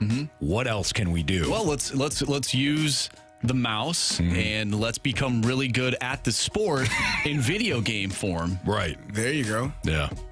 So until we get schooled in that too. You know what? There's a guy. Carey, you know what I'm talking about. There's a guy that I saw on Instagram who can look at a picture of anything around the world and find out what country it is located in. It's insane. Like a picture of a road in Norway, and he'll know exactly where it's at. I don't believe you. Guy, I'm not kidding. I'll find the guy and I'll send you his Instagram page. Yeah, probably needs something. Never mind. Yeah, what else you got? Number 5. Got a lot of free time on his hands. A lot of free time. No kids. Couldn't be. The hell you got time to know where a road is in Norway where you got to change these diapers, pal? Good call. The hell are you doing? Good call. Question number 5. All right, from the 618, do you think that Will Levis has shown enough to convince the Titans not to move up in the draft and grab a quarterback at 1, 2, or 3? Oh, God, no. Yes. There's no way in the world the Titans are taking another quarterback. What? This will be the third year. You're telling me the third year in a row they're going to take 3? Yeah. 3? No way, man. They haven't found a quarterback yet. You don't keep drafting them, They man. had one good game against the Falcons. Justin Fields had a good game against the Falcons. You might as well let Ryan Tannehill finish it out then. Just keep playing, Ryan. What are we doing? You cannot go back to the drawing board. What are we doing? When you're just backing Will Levis. I'm not. It's a second-round pick. I'm backing the process of not going and getting another quarterback. Carey. So you keep going until you Will Levis find was a second round? Yeah. Malik Willis was a third round. So now you're saying you just 3, 2, 1. That's your process. Third round, second round, and finally we're just gonna go get a first round guy this year. Carey, what I'm saying, I don't care what round he comes in, as long as you play quarterback. Neither of those guys can play. Ryan Tannehill can do all of that just fine. How many more years he got left? He got another year left, doesn't he? Yeah, 1. Yeah, leave him there. I ain't going to get another quarterback. The hell with that.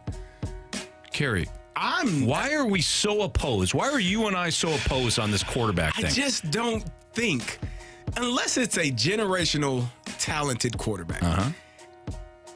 Because even still, when you draft a quarterback that high, it means your team stinks. Yes. Which means you have more to build around your team. If I don't have a quarterback, it doesn't matter if I got a defensive tackle. Did you see Will Levis get hit the other day? That's because he holds onto the ball for 42 seconds. He almost died. He holds it. Will Levis holds onto the ball. I'll give the kid credit. He's tough. He almost died. But he holds onto the ball way too long. You know why?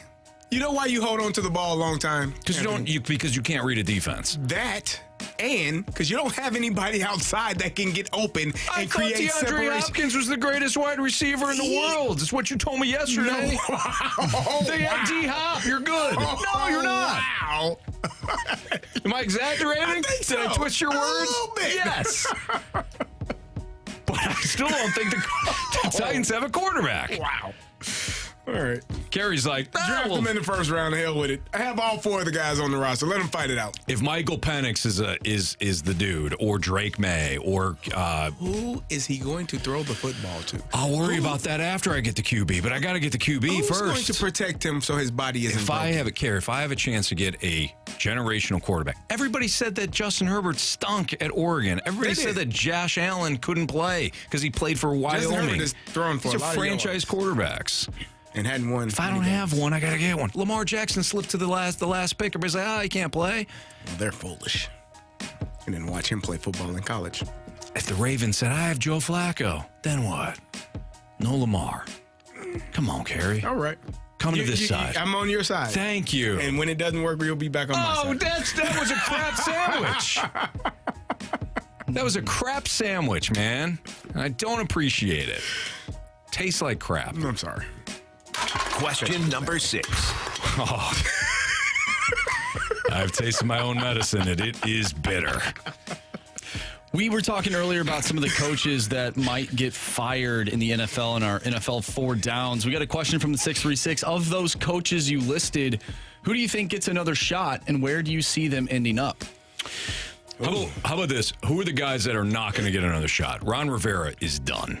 If he gets fired, he is done. Unless he's like an interim head coach on a staff at some point. Right, yeah. We're talking about handed another head coaching. He is done. Arthur Smith might in like a year or 2. You can watch. No, he's terrible. Don't get me wrong. Okay. I just wonder if somebody just says, well, because Dennis Allen. He's done. He's done. Dennis Allen is done. Bill Belichick is not. Nope. If Mike Tomlin, no, he'll be let go. He'll be Washington's head coach. Why? Why was he even hired to begin with? Thank you. I was going to go with the route of if I can't find another Matt Eberflus, in the wrong business. I got enough Matt Eberfluses out there. Where I can hire somebody else that's not named him. Just to go with another one. What about Staley? No, he got fired. No. No, he could be my defensive coordinator. Why? Well, I don't want that at all. Why'd you do that? I went back to like the Rams days when he was actually decent. What are you doing? Never mind. Sorry. Okay. No. Who else? Who else has been fired? Josh McDaniels is done. Frank Reich. Frank Reich's done. Okay. I think that after 2 times that you're running. It's most times. It's like Dan Quinn. Dan Quinn's going to get another shot. And I think he's smart to wait. He's passed on a couple of gigs because he knows it's going to be it. Does he go back to Atlanta? He's not going back to Atlanta. Come on down, Daddy. He's not going back to Atlanta. No. Well, it's better than what you have now. It probably is. Boy. They took that team to a Super Bowl. They were going to win. Kyle Shanahan took that team to the Super Bowl. Wow. And then what happened? I told you that day, too. I told you. I said, Carey, they're going to keep Dan Quinn, of course. Yep. Because you don't fire the guy, but they're going to keep the wrong guy. You did say that. They're going to keep the wrong guy. Unfortunately. Sorry about that. I think that's it, though. I don't think there's any. Vrabel would get another gig. He would. If, for some reason, he gets moved on here. Robert Saleh would get another one, wouldn't he? Maybe not. I don't know.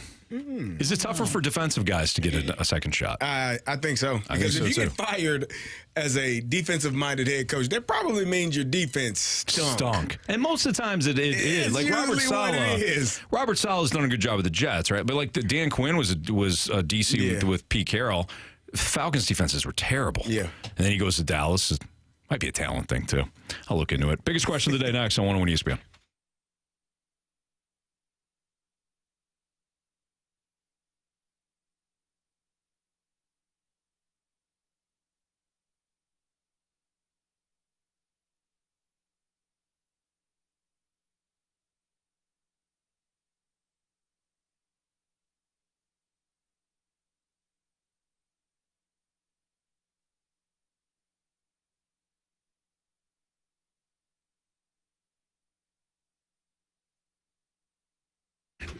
The NFL regular season, as you know, it's wrapping up. We're already to week 18, but the action's still hot at FanDuel, America's #1 sports book. That's because right now, CD, customers get $150 in bonus bets guaranteed when you place your first $5 bet. So that's it. Just sign up, and CD will give you the information here in a second to sign up. But once you do sign up, you download the app, you can be guaranteed $150 in bonus bets just for placing a $5 bet. And that's win or lose, Carey. Not just if you win. Nope. Win or lose. Win or lose. Oh, that's pretty awesome. And typically doesn't work that way. It doesn't usually work that way, but it works here with FanDuel. And the app is so easy to use. There are so many different ways to bet. You can use the live same-game parlays. You can find bets on the new Explore tab. And you can make a parlay in the Parlay Hub. That's actually the best way to find the popular parlays and so much more. So all you have to do is visit FanDuel.com/fast and make your first bet a layup. FanDuel, official partner of the NFL. Must be 21 or older and present in Illinois. First online real money wager. Only $10 first deposit required. Bonus issued as non-withdrawable bonus bets. That expires 7 days after receipt. Restrictions apply. See terms at sportsbook.fanduel.com. Gambling problem? Call 1-800-GAMBLER.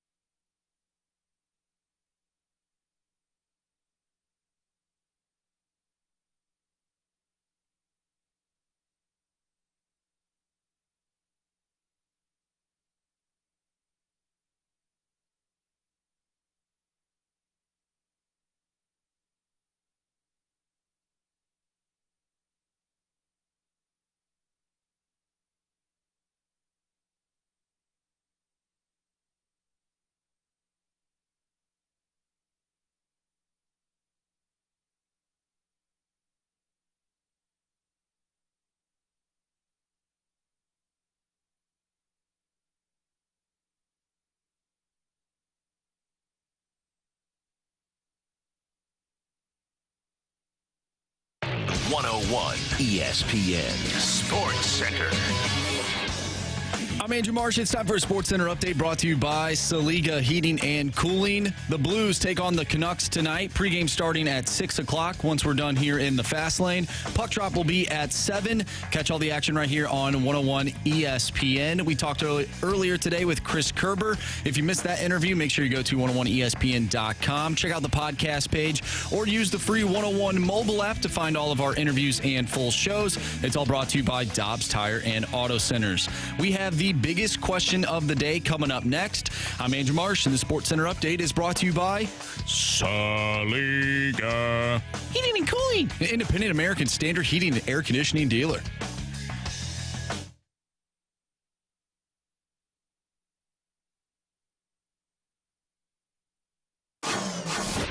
It's time for the Fast Lane's biggest question of the day.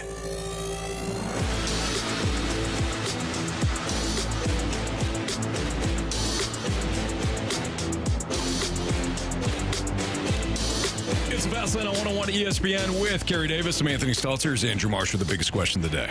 All right, guys. Jakub Vrana has been recalled from the Thunderbirds in the AHL. He had 4 goals, 4 assists in 7 games during that minor league stint, according to Jeremy Rutherford, who we had on yesterday. Guys, I wanted to ask you, when it comes to being a player and sort of being on the outs of your team and then finally making a comeback, what is going through the athlete's mind during that? And how do you, as a teammate, sort of bring him back in to make sure things are all squared away? Well, Kerry, if I can handle it. You know what? Go ahead. Okay. All right, no problem. I think that's one of the toughest things is when you are – I mean, everybody sees it, right? We all are watching it in real time. You're not performing well, or that teammate isn't performing well, and their opportunities are being limited. And in the NFL, it's usually you're not going to dress on Sunday, right? Or you may end up being cut. When those opportunities aren't presented as much, there's not really much of an opportunity in the NFL. Now, in hockey and baseball, you can go down to the minors. You can correct some things. You can get some things fixed and hopefully work your way back up. And that's what Jakub Vrana has done. He's gone down there, hopefully taking some of the coaching and the criticism and the things that they wanted him to work on. Scoring goals helps because we all know that this team could use another goal scorer, and I think that's what he was brought here to be. And so if he's able to do that, you're just happy that the guy gets another opportunity, more so than anything. Like when you aren't getting those chances and the guy is kind of relegated to backup duty or, watching the game, it becomes frustrating, especially for the guys that care about you and they know your skill set. Like if you couldn't play, you wouldn't be here. Yeah. And so getting that opportunity to get back on the ice or get back on the field is everybody's rooting for you to do it. And hopefully, that opportunity comes for Jakub Vrana and he puts a couple behind the goalie and scores a couple goals and Blues start to win. Let's look at this from just a human being standpoint as opposed to even a hockey standpoint, football standpoint, baseball standpoint. When you have an opportunity that for whatever reason is no longer there, and I don't think that Jakub Vrana did everything right when he was here the first time. Not. That's why you got sent. Right. So that's on him. Do you, in the time where nobody's watching, are you doing the right thing? Are you putting in the effort? Are you humble? Not that Vrana made any mistake, but again, human being aspect of it. We all make mistakes. Right. When you get that second chance, do you show humility? Do you show that you're motivated to do it the right way this time? That, I think, is inspiring if you actually come back and you make amends for it. Yeah. If Jamie brought up something about Vrana not going down to the minors and then having poop in his drawers and just being salty and not understanding that this could be another opportunity at some point down the road. Yeah. He went in, put the work in, produced, and now he's back up. I'll root for guys like that. Yeah, I think that's the most important thing. Taking the coaching, taking the criticism, and working your way back to an opportunity. And obviously that's what he's done. Yeah. And again, it helps that you can score goals. That's what you were brought here 4. We understand the athleticism, the speed, the ability to score. Put him on the power play, man. What you got to lose? Well, that's my question. Like, what? Okay, so now, and I asked this of Jamie, how's it going to be different? Because before, he wasn't playing a 200-foot game. Yeah, don't worry about it. Just go score. What is Bannister going to ask? I don't know. Score? Because if it's just score, then okay, let the guy score, knowing that he's probably going to put his teammates in bad spots. So that's what he was doing before. Possible. But can't really play that way. Would you be okay being in a bad spot when you got 5 guys on the ice and they got 4? Power play would be different. It'd be like Mike Hoffman, like just go score goals. That's fine. Yeah, why not? Be a sniper. Why not? Right, but that's all I can trust you for. Okay. Kerry's saying is like, we just need goals. I don't care where it's coming from. I don't know any other way to win the game. If you can tell me there's another way to actually win a hockey game, well, you other than defense. scoring goals. Well, no, yeah, I get that. You got to stop people from scoring. But you got to play defense. The best you can get with that is a tie. You got to actually score to win. You're speaking like a real offensive guy right now. That's what I do. You play to win the game. Hello. Talking about complimentary hockey. Yeah. Jamie. Jamie Carey. It's fine. Where are you? Score. Where am I? Put the biscuit in the basket. How much leeway do you think Drew Bannister gives him once he does get a shot? Is he going to be tough like Craig Berube? Is he going to wipe the slate clean like we talked about earlier? I can only tell you what I would do. What I would do is I'd sit him down and say, the slate has been wiped clean. Yeah. Here are my expectations for you. I don't know what did or did not happen with Craig Berube. I don't care. Sit down with me. The slate has been wiped clean. Yeah. Go out and do what you do. But here are my expectations. And if some of the expectations are, you better be better on the boards. You better play more of a 200-foot game. Then that's my expectation. If you don't do that, then you're going to be gone again. Yeah. But for me, if I'm Bannister, the slate is clean now. New start, fresh start, because you want to provide some motivation for the guy, too. What are you laughing about? Text from the 937. Next game, Rana plays. First star of the game, Anthony. And that's coming from Carrot Camp Carey, according to the 636. There you go. I love, to me, there's no better way than in the middle of, not in the middle, the early January, you got a game in the middle of the week, baby. You win that top star. Nothing greater.